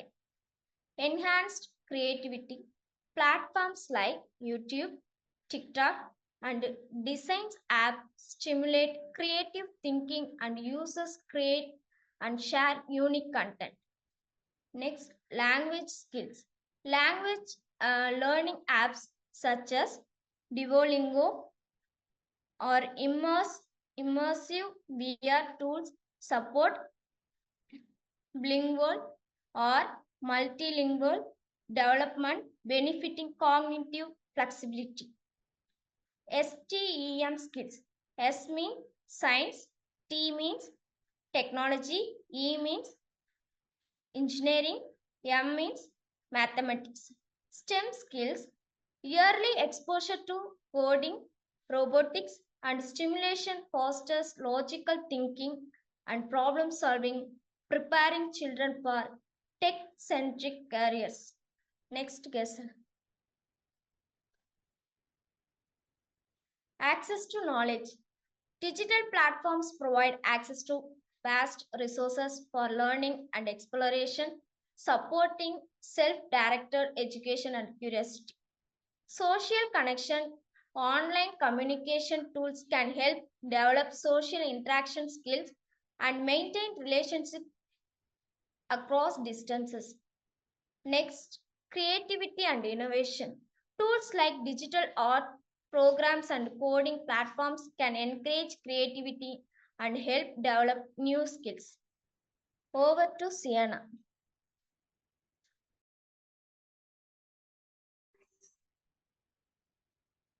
Good evening, everyone. I am Siyana, second year BSc Nursing student from Bhavani College of Nursing. Continue this topic. Negative effects. First one is impact on attention. Excessive screen time can lead to shorter attention spans due to constant exposure to rapid and fragmented digital content. Multitasking on digital devices can reduce the brain's ability to focus deeply on tasks. Second one is sleep disruption. Exposure to blue light from screens can interfere with melatonin production, leading to poor sleep quality, which is crucial for brain development.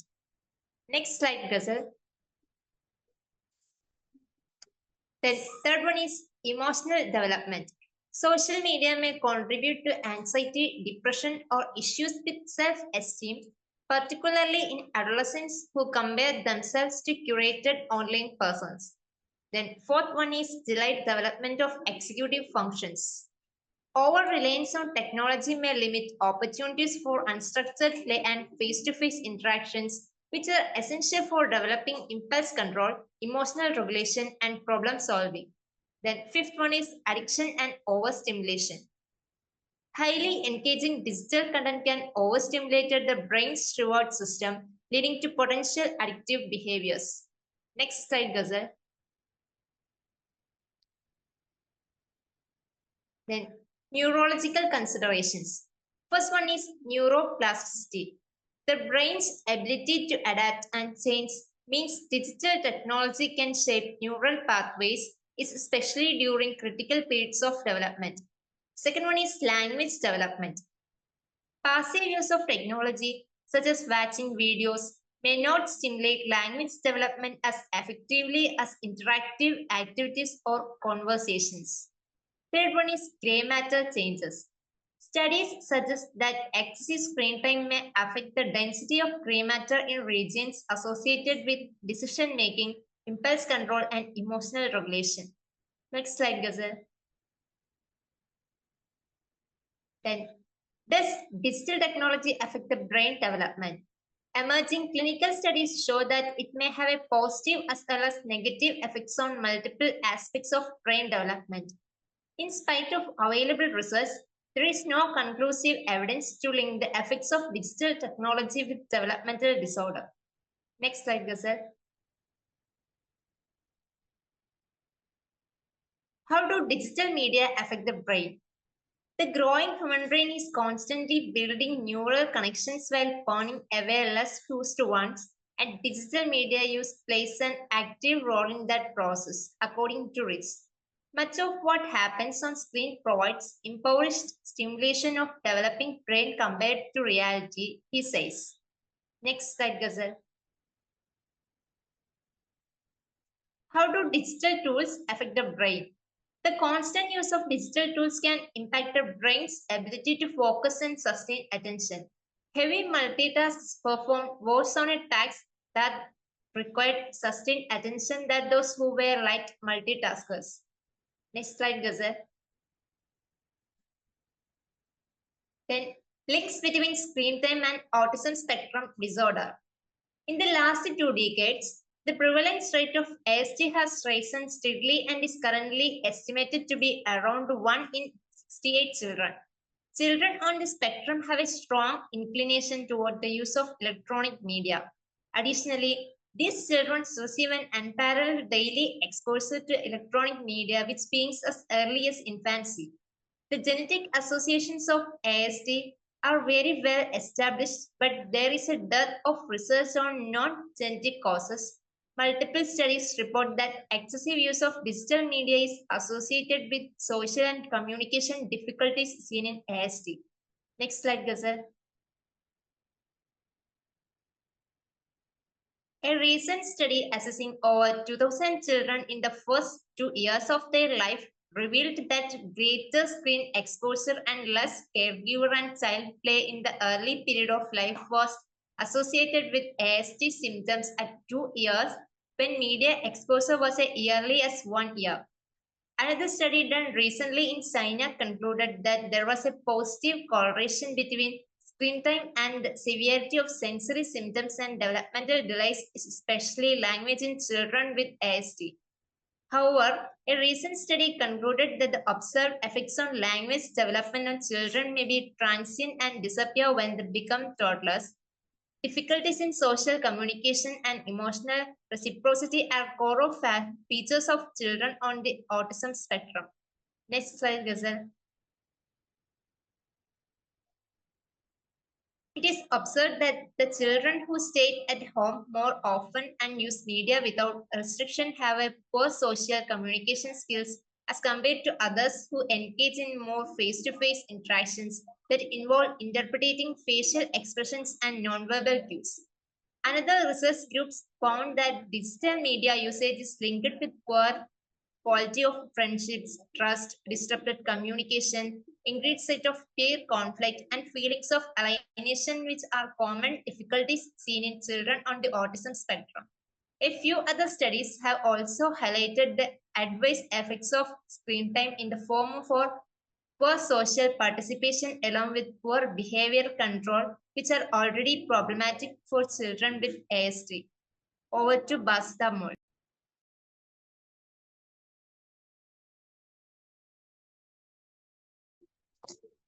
Hello, good evening everyone. I am Basithamol, first year BSc Nursing student from Bhavani College of Nursing. Continues with this topic. Balancing technology use for brain health. Promote positive usage. Encourage educational apps. Moderate video gaming and creative tools like coding, design software. Limit screen time. Set age appropriate screen time limited to avoid overexposure. Engage in offline activities. Balance tech use with physical activity, outdoor play, and face to face interactions. Encourage critical thinking. Teach children to question online information and use technology as a tool rather than a crutch. Optimize environment. Use blue light filters and practice digital detoxing to minimize negative impact. Next slide, Gazelle. Social and cultural dimensions. First one is global awareness. Digital platforms offer explore to global issues, fostering activism and cultural understanding. Second one is digital divide risk. Unequal access to technology widens educational and developmental gaps, particularly in underserved regions. Third one is cyber risk. Cyberbullying, persistent online harassment can significantly affect emotional and psychological health. Privacy concerns. Young minds are vulnerable to exploitation due to lack of understanding about digital safety. Next slide, Gazelle. Way to optimize digital technology from brain development. Interacting and balanced content. Introduce age-appropriate and educational tools that encourage children in problem solving and creativity without overstimulating them. Promote mindful usage. Teach children and adolescents about mindful screen use, focusing on intentional rather than passive consumption. Next slide, Gazelle. Family tech rules. Implement device-free meals, share screen time for educational purposes, and encourage family gaming or learning. Next slide, Gazelle. Foster digital literacy. Equip children with critical thinking skill to evaluate online information, spot fake news, and practice digital etiquette. Leverage positive technologies. Use tech to teach coding, music, composition, or design, transforming conception into productive creativity. Next slide, Gazelle. Conclusion. Digital technology has become an integral part of modern life, shaping brain development and function in profound ways.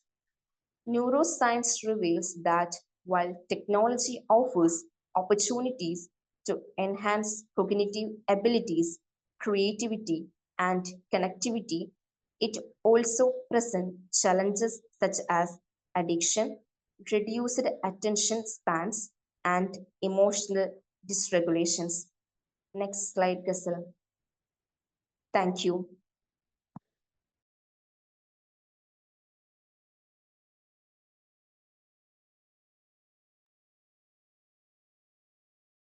Okay.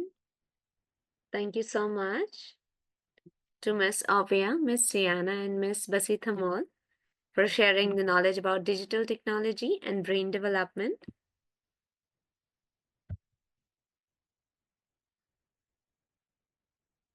Before the questionnaire session, as we have planned our next speaker,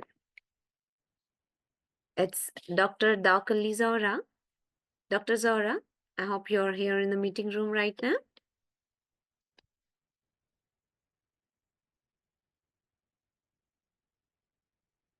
Till then, I would like to inform. Okay, Mrs. Johar. Thank you very much, Johar. I'm happy to be with you and other researchers. This communication are very rich and I really enjoy them. I begin with my work entitled Early Maternal Separation, a rodent model of anxiety. You listen me? Yes, definitely, clearly.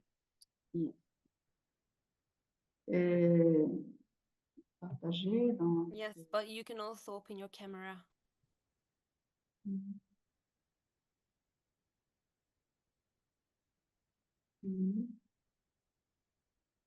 You show my presentation? We can see Yes, the we can. presentation, Yes. but we cannot see you. I'm Dr. Daukali Zora. I'm from Mohammed V University, Rabat, Morocco.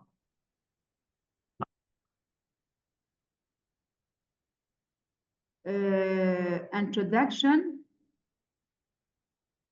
Anxiety disorders is one of the most frequent mental diseases affecting the health and well-being of almost 260 million people around the world. An animal model can be thought of as an experimental simulation in which a sample system models a more complex system and thus represents tool for exploration and understanding.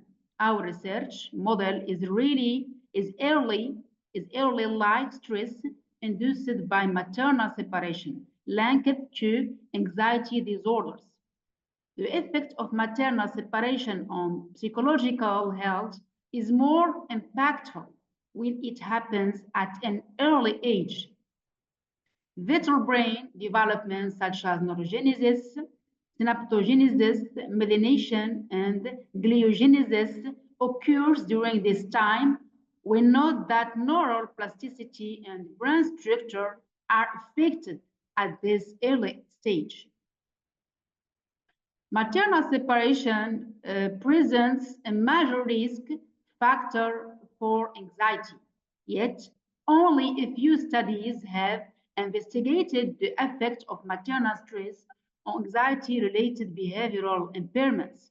We aimed to validate an animal model that reflects emotional disturbances seen in patients with maternal stress-induced anxiety.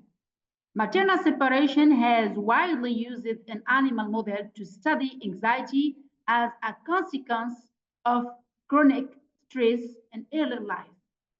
Maternal separation stress is a model of early life stress performed by the separation between dames and pups in the first days of life. The purpose of this work is to develop and evaluate a chronic maternal separation stress protocol in biopsy mice in our laboratory by generating anxiety caused by early life stress caused by mother separation 3 hours per day from postnatal day 1 to postnatal day 21. This section of the researchers focuses on a standardized newborn manipulation, which will allow researchers to simulate the pathological fear of mother separation in humans as accurately as feasible. This is linked to behavioral problems which we are attempting to test in our laboratory for the first time. We will test the pharmacological strategy a second time. The animal model should be responsive to and respond to drugs utilized in human symptom management. Because benzodiazepine were the only effective anxiolytic medication at the time, animal models' predictive validity was reliant on their ability to identify the pharmacological activity of this and related substances. Mice were treated with diazepam 1 milligram per kilogram to remedy maternal separation-induced behavioral change. Diazepam treatment significantly reduced anxiety. At this moment, we talk about materials and methods. The figure show diagram illustrating maternal separation in rodents, specifically in biopsy mice. The day of the birth of the little ones is named day 0. The maternal separation protocol began on day 1. 1 day old biopsy mice are separated from their mother and the rest of the litter for 3 hours each day for 21 days. During separation, the young have no access to food or to food, but water, yes. Oh, no. The young have no access to food or water during 3 hours. This animal have undergone several tests in adulthood.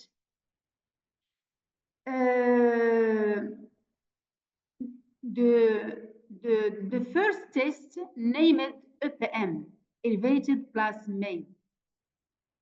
The time spent in the open arms and the number of open entries were the indicators of anxiety-related behaviors. The second test, the open field. We can calculate the total number of crossed squares or crossing, use the crossed squares in the center zone. The total number of rearing also. The third test entitled light-dark test. Light-dark test, we can calculate and evaluate time spent by the animal and the eliminated compartment. The fourth test is the whole board test. The number of the time the mouse plunges its head into one of the holes for 1, 2, 3, 4, and 5 minutes is counted. Results. Effects of maternal separation and influence of diazepam on anxiety level measured in elevated plasmates. Figure 1, effect of diazepam on anxiety of mice measured in EPM, control, maternal separated, control treated with diazepam, and SM, diazepam, maternal separated treated with diazepam. Figure A, time spent in the open arm, measured in seconds, and figure B, the number of entries in open arms. The time spent in open arms increased in both control diazepam and separated maternal diazepam, traité par diazepam. They spent more time in the open arms of the EPM than the separated and control animal. Diazepam treatment highly significantly stimulated the mobility of control and separated animals towards open arms. Second result, effects of maternal separation and influence of diazepam on locomotion and anxiety level measured in open field. Diazepam seems to decrease anxiety and dependence of the stress situation as expressed by the number of total crossing in the arena of the open field test. By elevation, the time spent in the central zone and arena of the open field test by higher score of urine and arena of the open field. A third result, we show this result in third test, light-dark test. Diazepam significantly increases the time spent in the clear chamber of the test chamber clair. Chamber test and both control and maternally stressed mice in comparison to animal treated with saline. Fourth result on whole board test, diazepam at dose of 1 milligram per kilogram orally allows the maternal separated mice to explore and visit the holes of the board, significantly demonstrating anxiolysis through this test. Discussion. Our objective through this work is to validate our animal model of maternal separation through the behavioral and pharmacological approach. The predictive validity of animal models of anxiety is based on the use of benzodiazepine, which have retained an important place in the experimental part of the study of anxiety pathology, such as diazepam, used as a reference here and which have long been the gold standard treatment for all anxiety disorders. This to be considered valid, new animal model of anxiety must have a significant response to these molecules. In the EPM test, early maternal separation, 3 hours from postnatal day 2 to 14, was found to increase the fear behavior of adult rats in the EPM test. Similarly, Marcos Tambo found that adult mice given maternal separated for 2 hours each day from postnatal day 1 to postnatal day 6 increased their fear behavior. Accordingly to Trujillo, mice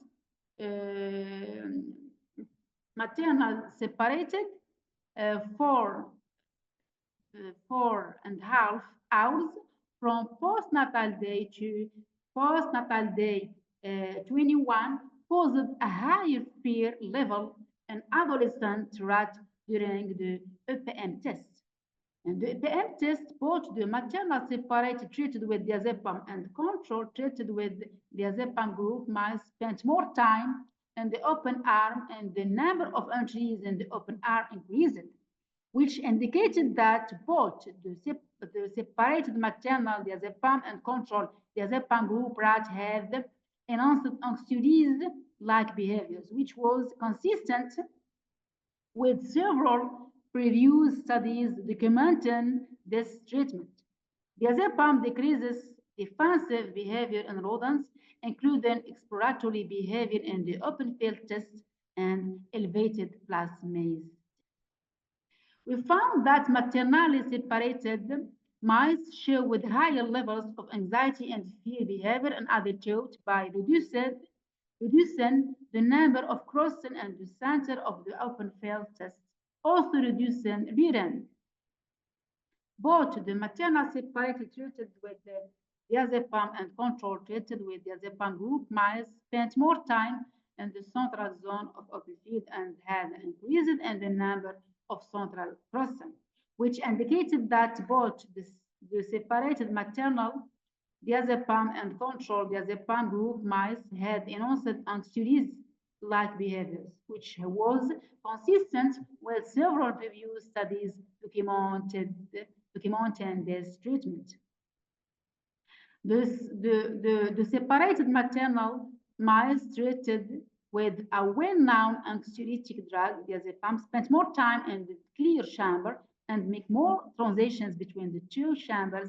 Review studies corroborate our findings. Diazepam at a dose of 1 milligram per kilogram allows separated maternal mice to explore and visit the halls of the board, significantly demonstrating anxiolysis through this test.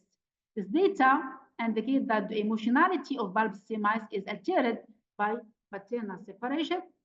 We found that maternally separated mice shows higher level of anxiety and fear behavior in adulthood, as measured by the OPM, open field, chamber clear obscure test, and whole body test. The maternally separated rats heightened fear and anxiety are consistent with prior observations of enhanced emotionality in separated rats.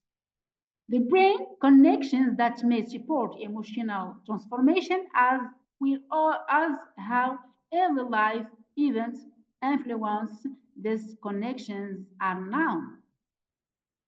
Corticotropin releasing factor, cell groups that mediate stress responses and arousal are altered in maternal separated mice. Also, prolonged maternal separation resulted in increased anxiety-related behavior in adulthood. Stress-induced psychiatric disorders have recently been linked to dysregulation of glutamate signaling mainly via its postsynaptic receptors. The fact that oxidative stress caused by neurotoxin or an imbalance in pro-oxidant per antioxidant equilibrium underlies the majority of central nervous system pathologies such as anxiety. Several studies have focused on aberrant structural brain abilities linked with maternal separated, such as the amygdala, hippocampus, medial prefrontal cortex, and nucleus accumbens, identifying these regions as probable mediators of the heightened anxiety and terror we observe in our separated mice.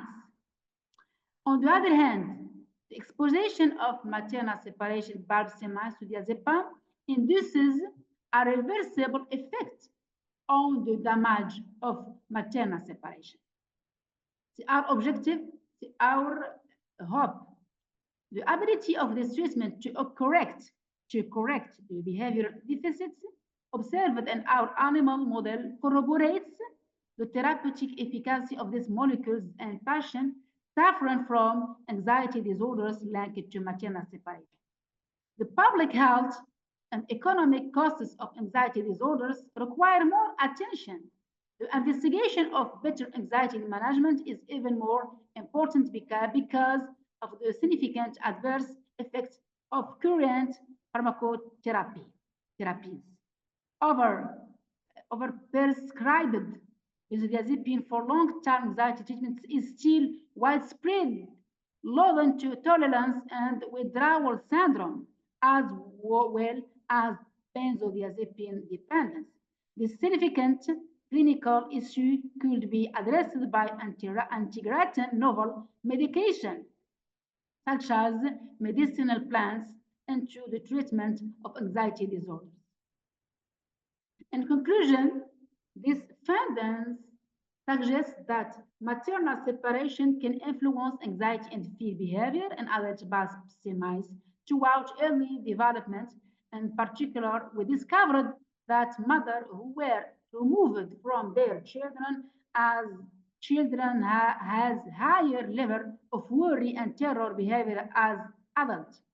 This finding suggests that using mice as an animal model to investigate how gene environment interactions affect emotional development could be beneficial.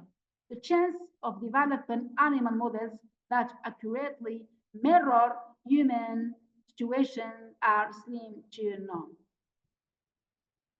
On the other hand, this result suggests a good predictive value for our animal model with regard to the treatment with anxiolytic administered to anxious patients. The validity of our animal model is consolidated by a reduction in anxiety states following treatment with diazepam. The benchmark benzodiazepine. Use the animal model as a test field for various interventions.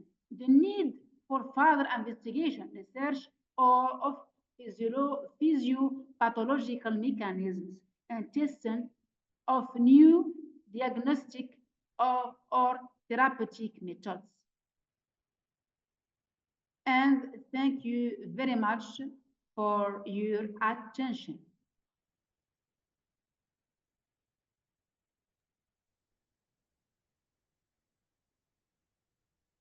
Thank you so much to Dr. Daukali Zohra for the insights about early maternal separation, a rodent model of anxiety.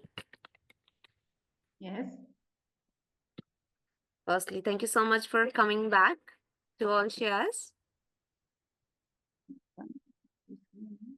What? Yeah. I'm sorry. Yes. I don't listen you. I'm sorry, I didn't hear you clearly. Dr. Zahra. Yes. Okay, I was just saying that thank you so much for coming back to OLCIAS. As many of our attendees didn't know Thank you that, very much. Thank yeah, you very much, Johar. yeah, and I just wanted to tell to all of our attendees who are watching us today that Dr. Daukali Zohra is one of our editors in journals.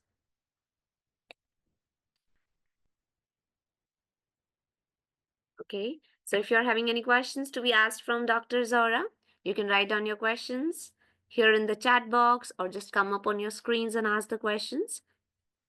As this is the questionnaire session, we had 3 questions for Dr. Pinar, and Dr. Pinar has already answered 3 of them in the chat box.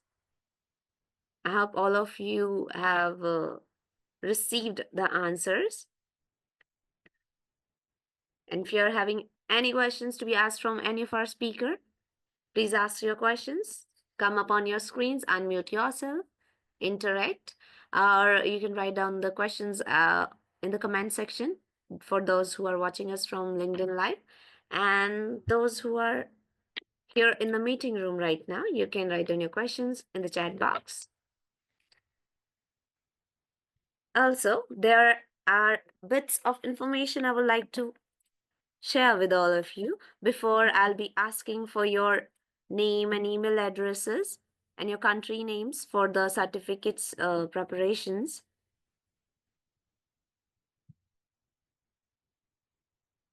Okay, Dr. Zahra. It's a Dr. Giulia Masiero.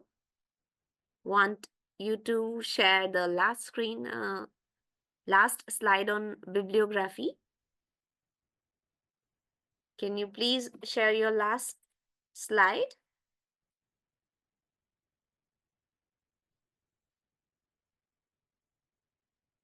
I hope I'm audible to you. Dr. Zahra. I'm with you. Thank you so much. Can you please share your last slide? Yes, yes. Thank you.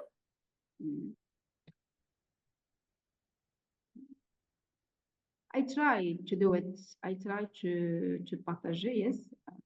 C'est ça.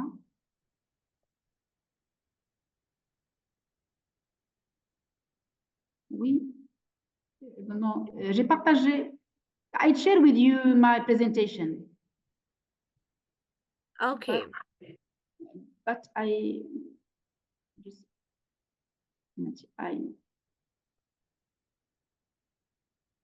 Okay, let me try to sort out the situation here. It's Yes. Dr. Julia. Can you please share your email address here so that Dr. Zora can share her slides with you. If both of you are fine with this. I share. I can't understand. I share my presentation to you or another. We are already having your slides, but it's Dr. Giulia who wanted to have the slides. So I just asked Dr. Giulia to share his or her email address here in the chat box. Yes. Yeah. Thank you so much. So here is the email address, Dr. Zora. Yes. Yeah. If Email you address. agree. Yeah. Email address. Let's see. Email address.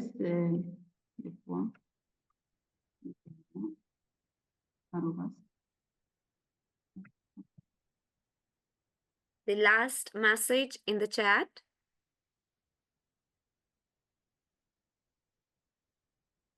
This is my email address.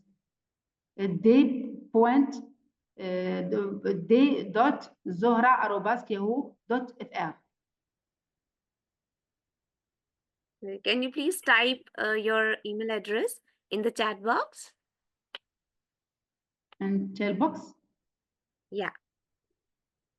I share my email address and discussion. You see. Okay, in the discussion box? Yes. Okay.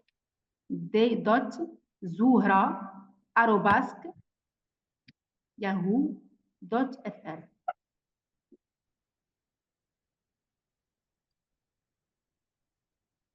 Okay.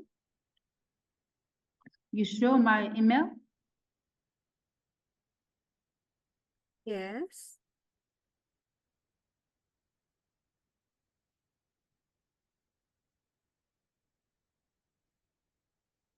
All right.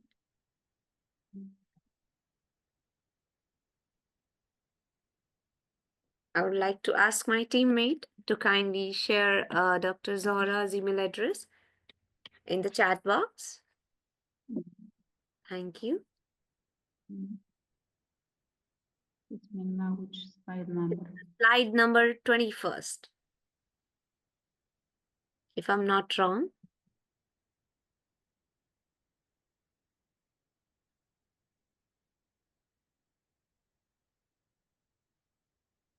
All right. Thank you so much for your help. Thank you. Thank you. Yeah. Any question, any request? Yeah.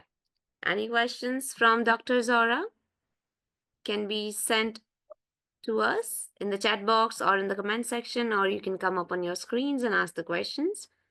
And if you'll be someone who will be watching this live streaming later someday on LinkedIn or YouTube, you can write down your questions in the chat box, and we will definitely try our best to send your question to Dr. Zora and get the answer for your question and send it to you. Please do not forget to write down your email address under your question.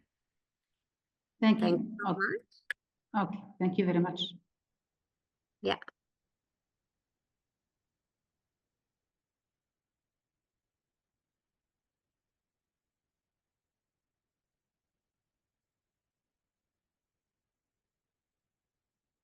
Okay. Till the time, before we conclude our today's incredible conference, I'm really excited to share a special announcement about the next upcoming event. So the next upcoming event will be about neurochemistry of conflict, war, and religious strife. In short, we can call it Neuroaggression 2024, and it will be on November 30th. That is next Saturday. So if you're interested in presenting your talk presentation, please share your research abstract with us. And if you would like to join as an attendee, please do not forget to register right now, as many of you couldn't register today or join us from the meeting room today. And we had to deny and got you to our LinkedIn Live because the strength here was full. Thank you so much to all of your support. Please book your slots in advance so you won't be left out next time. Also, we are looking for a keynote speaker for Neuroaggression 2024. So if you are that someone, please reach out to us through our official email address, our website, or any of our social media platform.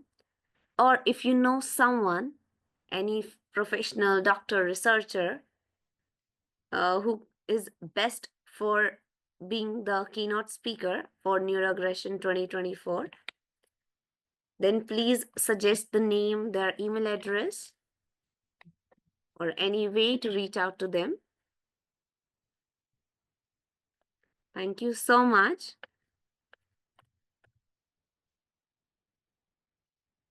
I repeat, the registration for the next event will be completely free for all, and it will be free till the first 100 attendees or the speakers only. So if you are someone who is very much interested in this event, then please right now register for that event so you won't be left out. Don't miss the chance to be a part of this event.